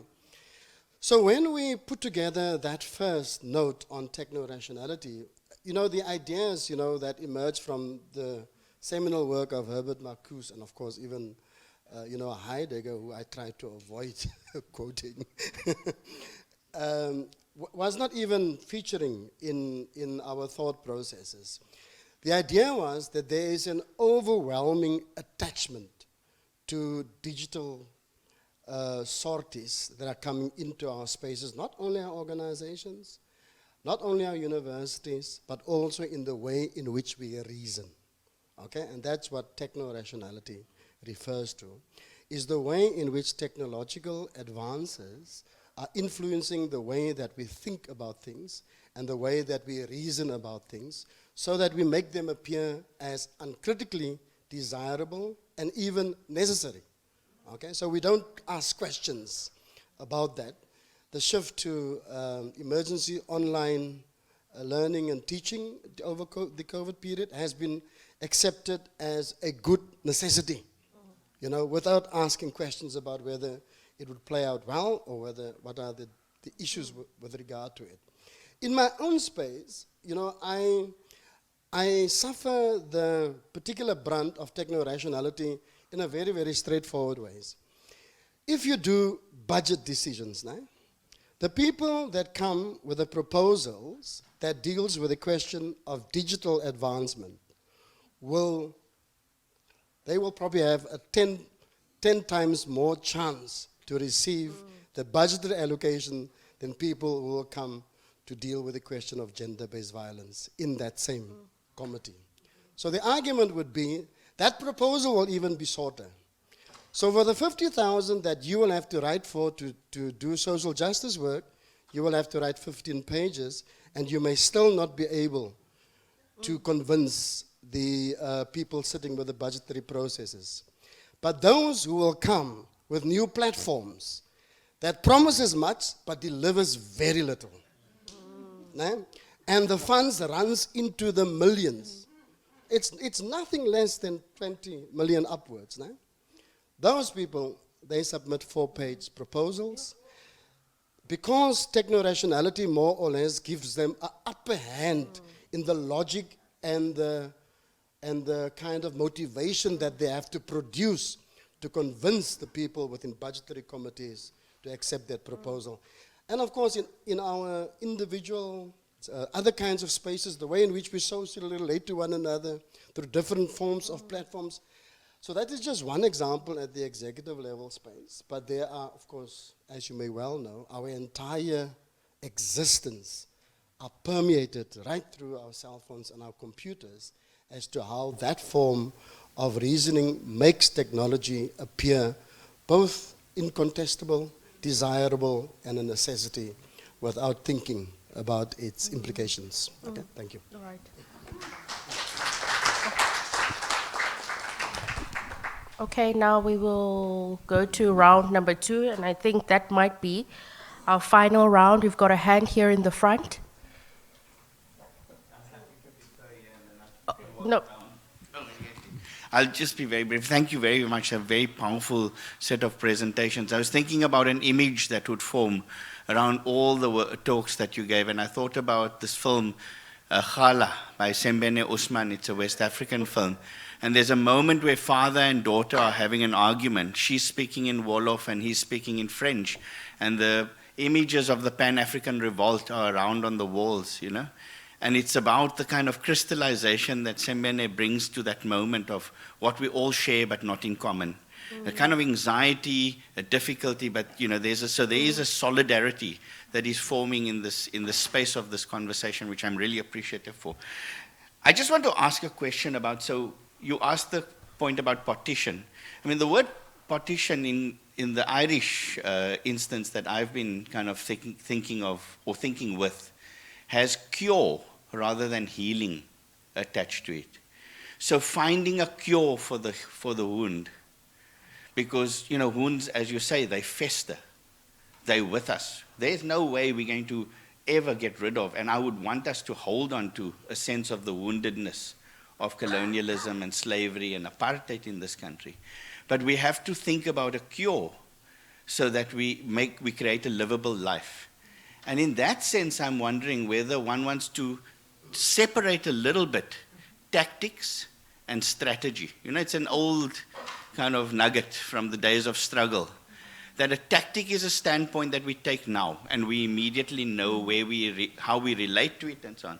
But a strategy is a lot more prolonged in its ambition, and it allows us to think a little more carefully about that other shore that we were talking about yesterday, you know, reaching that other shore, the place of a curative space. There's another hand at the back.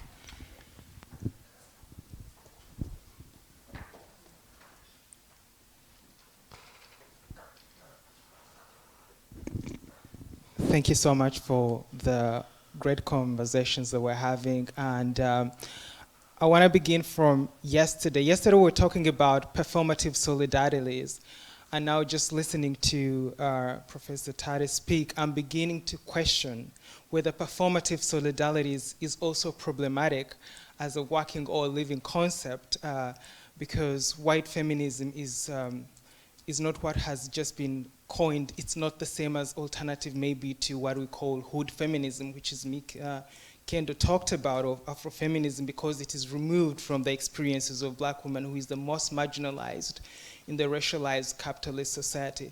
So maybe the question to Professor Tate is that, do you think we need to move away from performative solidarities to perhaps to what we call complicit or accomplice solidarities, because you're there with me in the struggle? It's just more radical.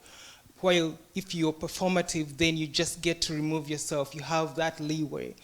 And maybe, how about then thinking about also our complicity about the black, privileged black women who take up, white feminism features, let's say in songs of Beyonce or Nicki Minaj, promoting consumerism and exploitation of also black labor,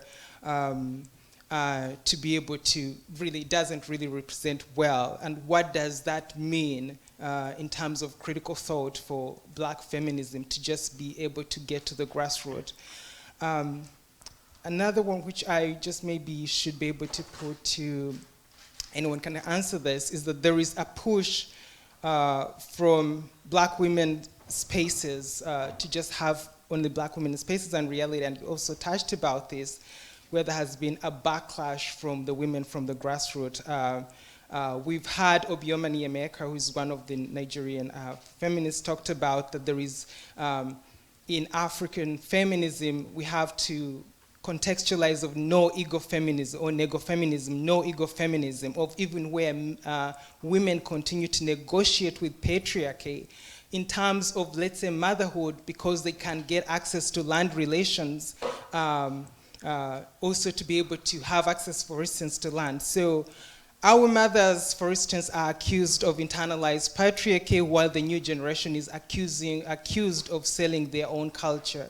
So what conversations do we need to be having as researchers, I think, to bridge the gap between the old generation to the new generation, who are mostly seen, the new generation is disempowered, they have less power than the old women in the community, and what language perhaps should we be able to frame? Because there is an issue of a feminist who is with a big F, and then the small, another one with a small f, or maybe I'm not a feminist, I'm an African womanist. And also maybe the law of technology. I just had written about that, which can advance the feminist movement. Maybe the last one, maybe to allude, is the white supremacist patriarchal society is imposed on the black subject, has left women, of course, men divided into the private and the public sphere. Of course, the public has the income economy, state, and power, while the private is, of course, unpaid care work and all that, which women are taught that they should do these roles for love and for care, So women who enter into the public spheres end up taking this embodied masculinity, which is called maybe masculinized femininities, to get other women, especially young and educated and women.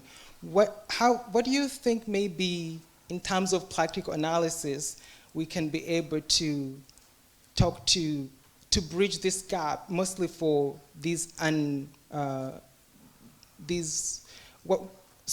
other young women, instead of just who are navigating these spaces where like the older black women are also gatekeeping these processes of the advancement. Thank you. Is there another hand? All right, there's a hand here in the front. Okay, all right. And then, okay. All right, thank you. My name is Umnoto Wandilecele, an emerging black feminist scholar and a seasoned black feminist in leadership. So, no, don't clap. Oh, imposter syndrome. So, Mine is one, and I know I'm very tall, but I'll be extremely short. In my seasoned years in leadership, I've always gotten massive support from males. And I'm talking 13 plus years, and I might look very young, but I'm not. And I get to get the most resistance from my fellow black feminists. So much so that they end up using the terms intimidating, callous, arrogant. So mine is, as an emerging black feminist scholar, and with the panel of my elderly black feminist sisters, how can you help us that want to be you in future without us having to sort of go through or jump through hoops for us to be or feel comfortable in your presence? I guess it ties into the previous point that both Sipokazi and Dikoledi raised in terms of the generational trauma that we are suffering from.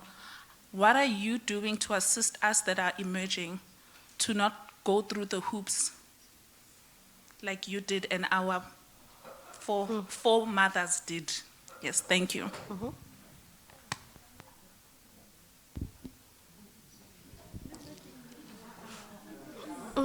Okay. She has a microphone. Yes. Thank you very much. I am Irene from Uganda, Makerere University. Since yesterday, I've been contemplating a lot about all that is being discussed here. I gather that we are trying to forge a future that we can call a better future, but to reach that better future, we need to reconnect to the past and then stay afloat in the present as we discuss all this. Now, when I listen to all the presentations and the discussions here, I ask myself the question, if one of the routes or pathways to follow is by theorizing in a different way, not doing the usual theorization, which tends to be influenced by Eurocentric tendencies. What we want now is what is African, what can work for us in our own context. Then I still ask myself, yes, if we do that theorization, like in this context of black feminism, we want that space where the black woman can shine, can grow, and have impact. Now, the university operates in a space that actually is controlled by, like right now, the new public management tendencies, a lot of managerialism, where there are issues of strategy, there are issues of policies that then translate into the practices that are in there, where we are trying to do what we are doing. Then I'm asking the question, do we have any roadmap to translate the theorization that we are doing to impact policy, strategy, and practice in the space that we are calling the university? Thank you. I'm gonna first start with Professor. We'll take another round.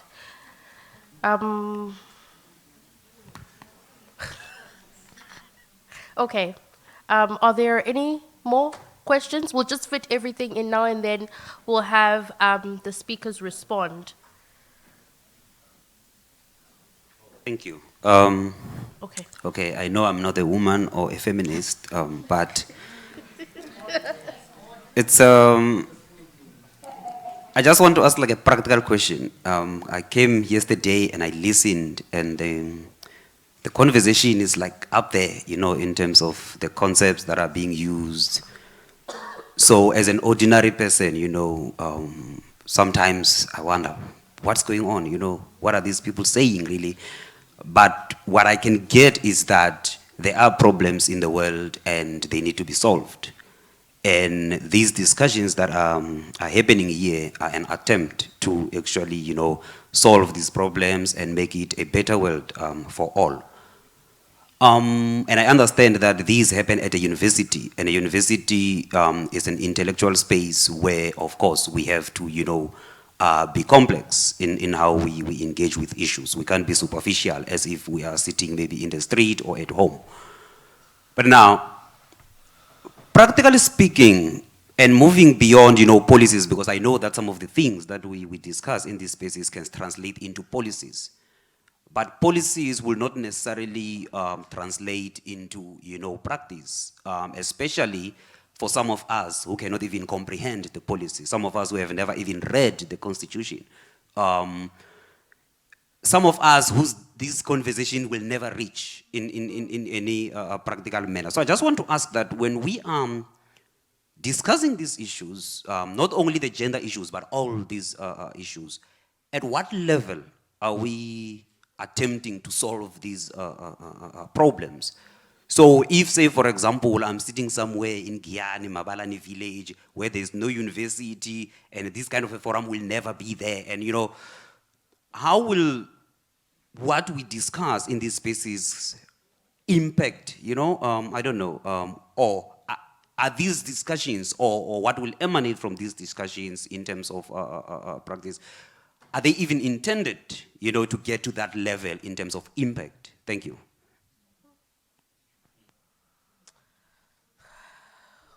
Right, are there any more questions before I close the floor? Oh, okay, there's a space for one more question.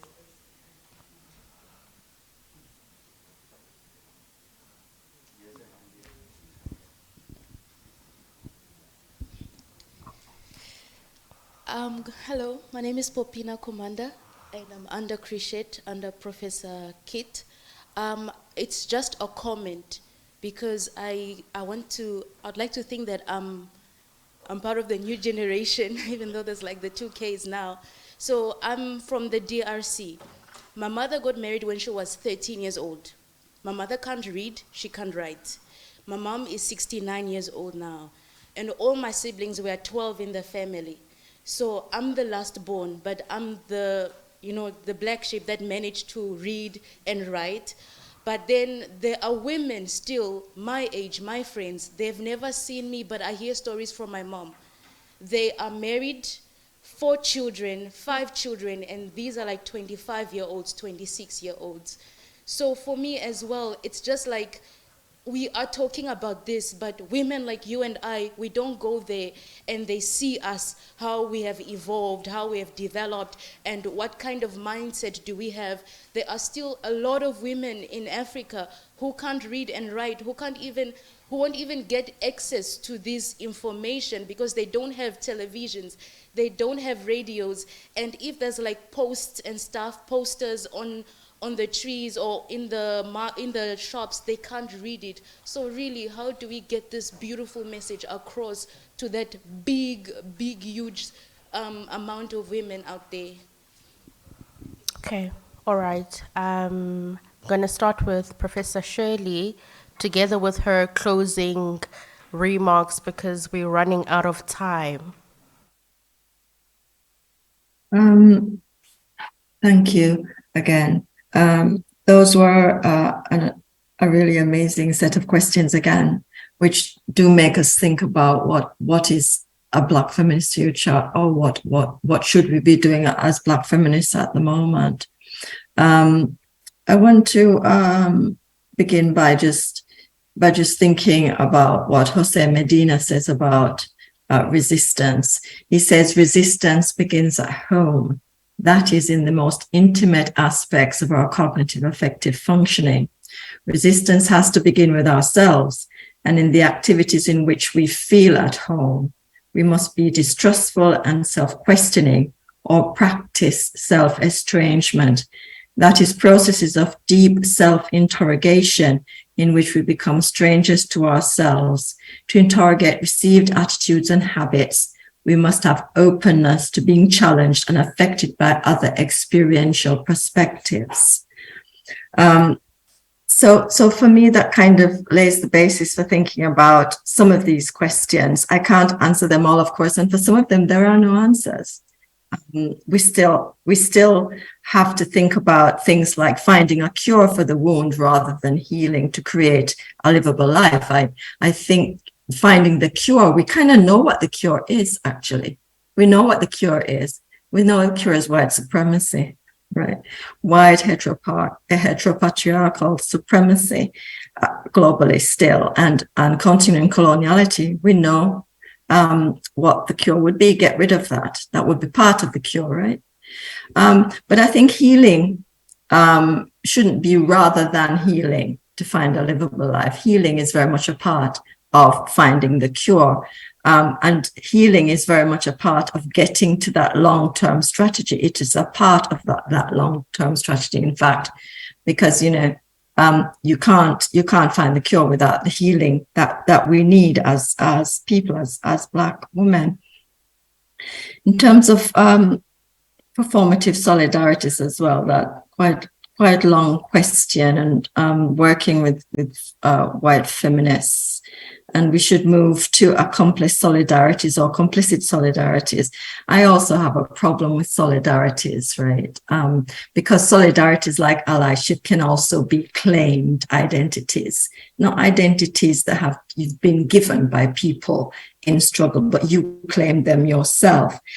So I would like to think instead about coalitions, forming coalitions between those who share just cause in terms of different oppressions.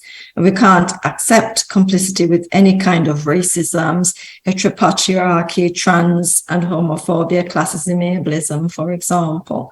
So it's about coalitions between those who share just cause rather than performative solidarities. I think that a question that's often asked of academics is, what does our work do? You know, we write things and they remain in the academy, they remain in books. Absolutely true. That can be the case, but that doesn't mean that we shouldn't keep doing the work that we do. And for myself, I thought that one part of the work that I should do would be to use experiences of other Black women and myself as moments that people can kind of look at and go, that's what that was then. That was anti-Black woman racism. That was misogyny, because sometimes it takes a long time to actually understand what we've been through. So getting about emerging Black feminists to not go through the hoops of trauma. That's what I hope my work on institutional racism, the micro practices of institutional racism will do. But it won't guarantee that you'll never have to go through trauma, because that would be a utopic world, really. What we need to do about trauma is to form groups, coalitions with other Black women and Black communities as well. And the other question about attempting to solve problems, it depends on what you think problems are, I suppose, and it depends also at the levels that you think problems can be solved. If we think about what Stuart Hall says about the difference between the intellectual and the academic, you can see what I'm talking about. For Stuart Hall, the intellectual gets intellectual nourishment from prevailing discourses, from social movements, for example, takes those back into the academy, does some theorizing, using them, of course, using those ideas, and then takes ideas back out into community. That's why for us as academics, to do service in our communities is really important, however we define our communities. And that service can be of varying sorts. It could be within Black feminist organizations, of course, we could build some, we could support some, or it could be informing a completely new community-based group to do work within communities. Like, for example, I formed Black Community AIDS team in the UK many, many years ago, when that was necessary. I'll stop there, but I just want to say thank you so much for your engagement with the panel, and the questions were very, very interesting and very generative. Thank you. Thank you, Professor Shirley. Last responses? I'll be really brief. I have a flight to catch. Ibrahim, I can't answer your question. I'm not sure I fully understand it, and I'm not the right person to answer it, but we can chat during lunch quickly if you maybe want to explain a little further what you mean. Sisi, what's your name again? Sorry, I missed it. Not Wandile. So I don't work in a university. I don't think I have a lot of the hang-ups that senior Black academics have, and we know why they have them, the trauma that Prof. Tate pointed to. I really like Dikeledi's intervention around trying to understand that, because we know the root of that and we know why, but it doesn't hurt any less.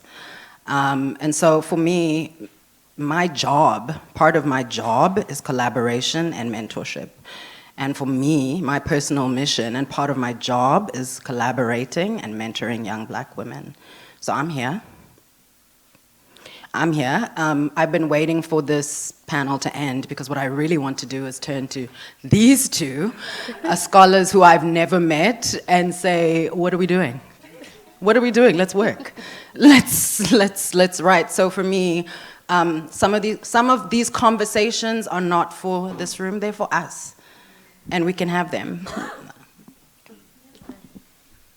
I'm also just going to be brief. Okay, so I'm just going to touch on two parts of this, of all the other engagements, and sorry if I didn't specifically touch on yours. I also don't, this wasn't my panel. I wasn't keynoting here. So anyway, the first thing I want to say is that Noto's question, and I'm going to link it to maybe Lucky's question as well.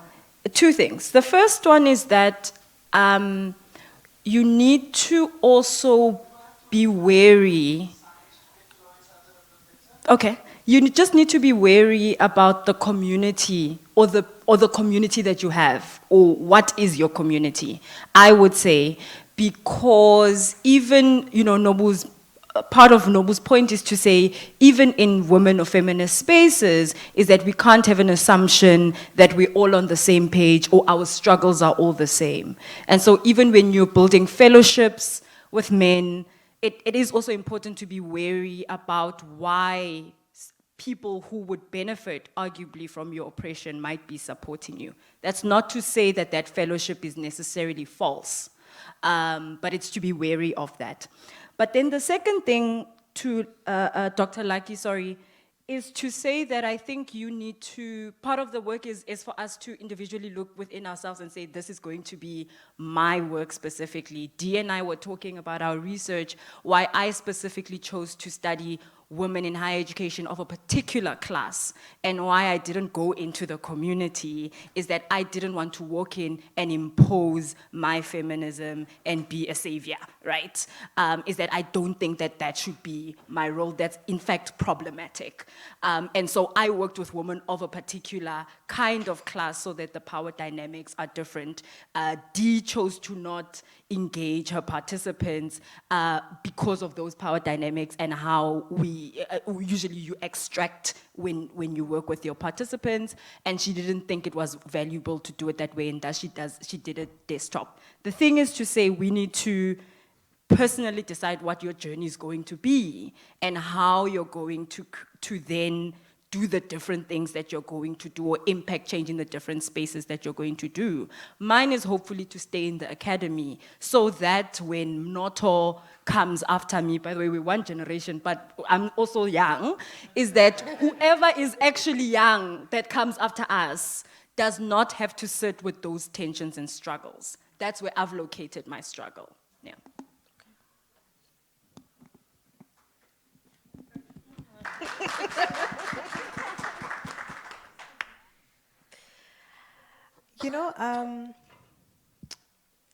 I guess I would say I have been relatively privileged to go into certain communities of African women in their various tribes. Some women, so-called not educated, but really brilliant and educated from a different perspective, right? So there's European education, which I guess some of us have, all of us have here. And there are other forms of education, which I think in our spaces we tend to look down upon. So in many African communities, there are institutions, there are practices, there's so many things that go on in that space that serve as opportunities for us to learn and also learn to do away with our own arrogance of superiority or intellectual superiority, which is basically what missionaries had taught us, right? So the European education has basically taught us, because part of European education has largely historically been a civilizing mission. So whenever we have the sense of interacting with people who do not have degrees, there's this assumption that we need to teach them, that they need to, whatever, we need to empower them, we need to, you know, like basically a savior complex, which is what colonialists had when they came here. So I think also we need to be mindful of that. And I'm mentioning this because, and again, just to go back to some of the communities in some various African, I guess, spaces, not many, but you go, let me just give two examples. So there was one time, I remember we were driving to Harare, and I don't know where, it was very far from Harare. So we stopped, and then as we're stopping by, I see these really nice artworks which my children have destroyed. I have two small babies, they have destroyed my paintings. So we stopped there and buy the paintings. And I remember on that particular day, the market women knew what the exchange rate was. I didn't even know at the time. They knew what the exchange rate was on that particular day, so that they're able to charge me the amount of money that is actually equivalent to what their paintings were worth. So there's that functionality, that knowledge that they're aware of the function in the context of what they do in their trade, right? That was more relevant. They did not know how to read, but they knew.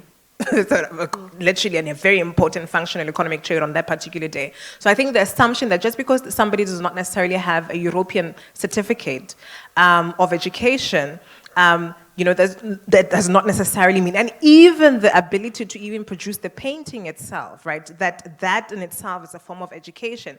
Particularly, Prof. Mkiza, if she was here, should also, remind us of the importance of working with your words, so the intelligence of working with your hands. So that in itself is something that obviously I think other people who would be able to speak more intelligibly about more than me would be reminders in that sense. There's so much form of knowledge and education that we can actually learn from.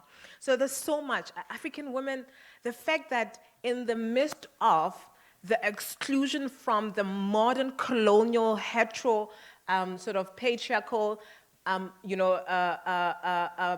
cosmopolitan, metropolitan-centered economies, right?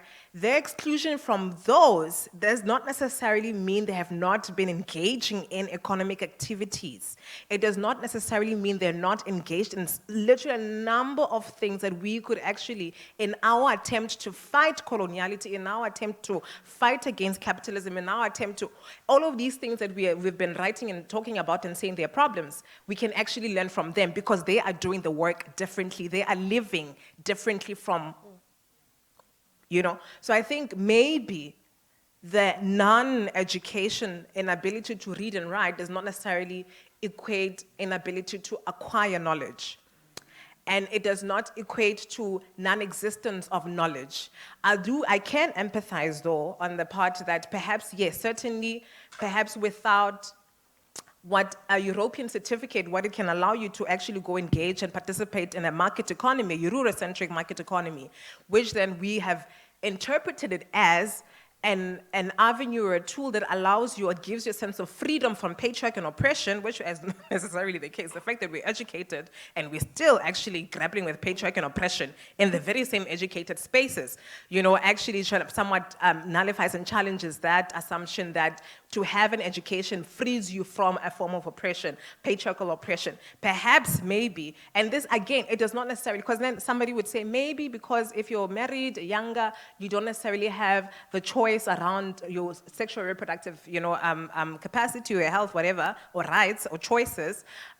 Again, African women, they've always known how to actually regulate their sexual reproductive choices, right?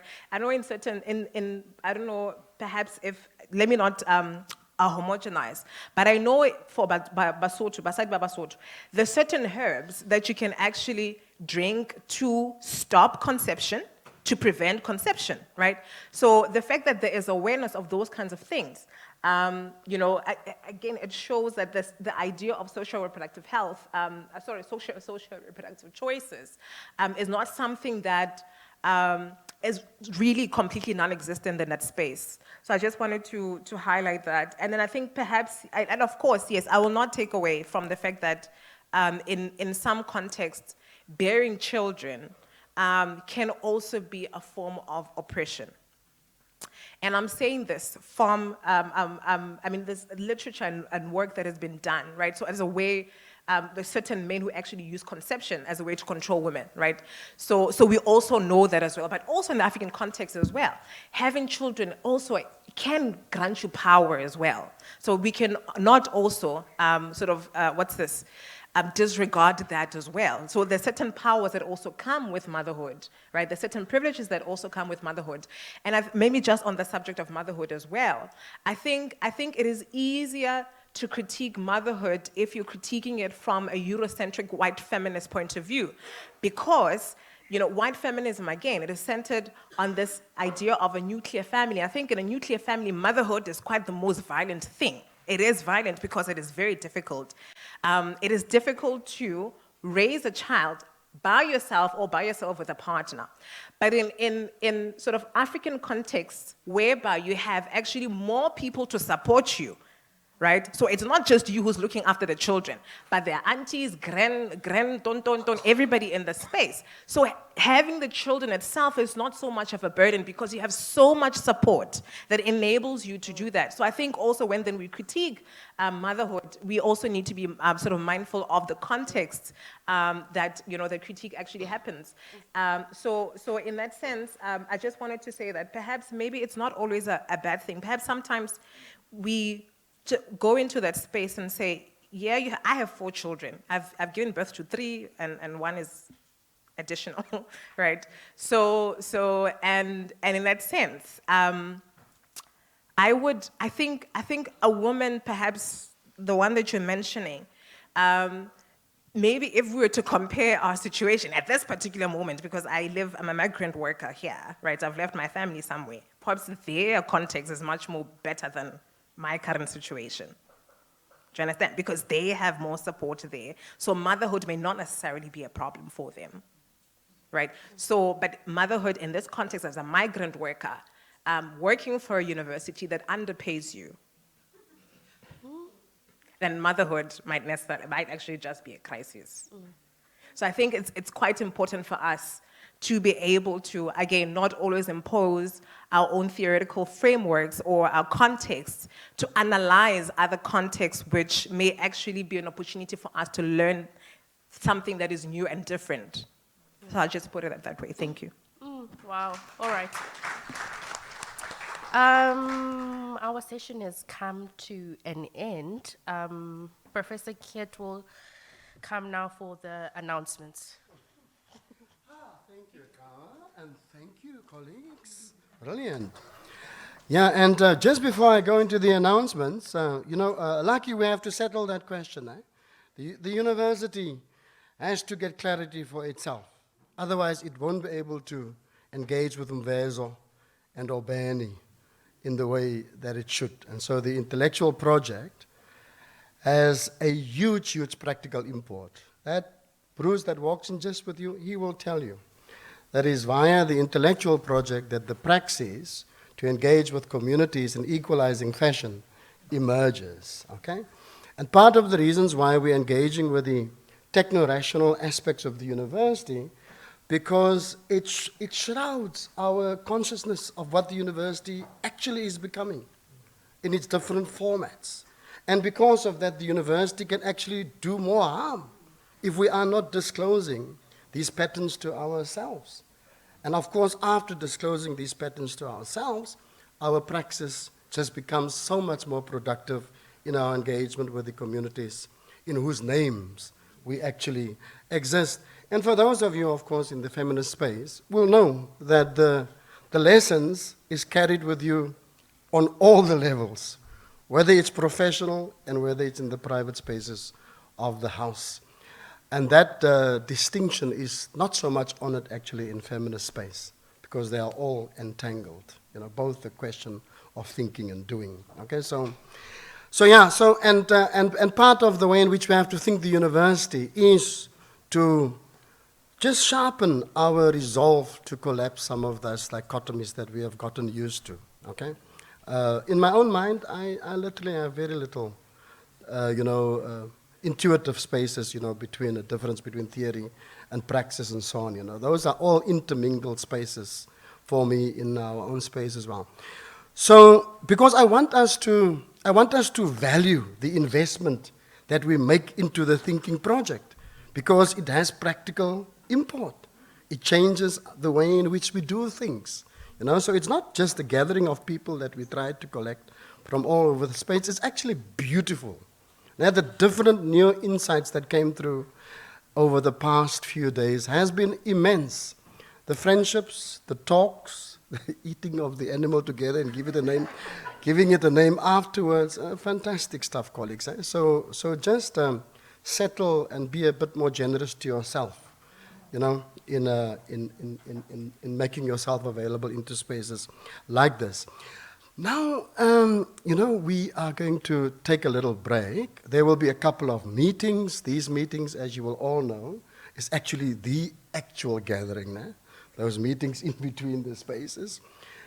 People can engage with our colleagues. That has generated some great insights for us to engage with. You can also walk around, into the spaces. And then we have double-checked that everything would be ready at 6 o'clock. So please come back in. We'll have that, cocktail dinner with a glass of wine. And then we will go into the TIMS discussion. And for our colleagues, our university has changed its name to Mandela.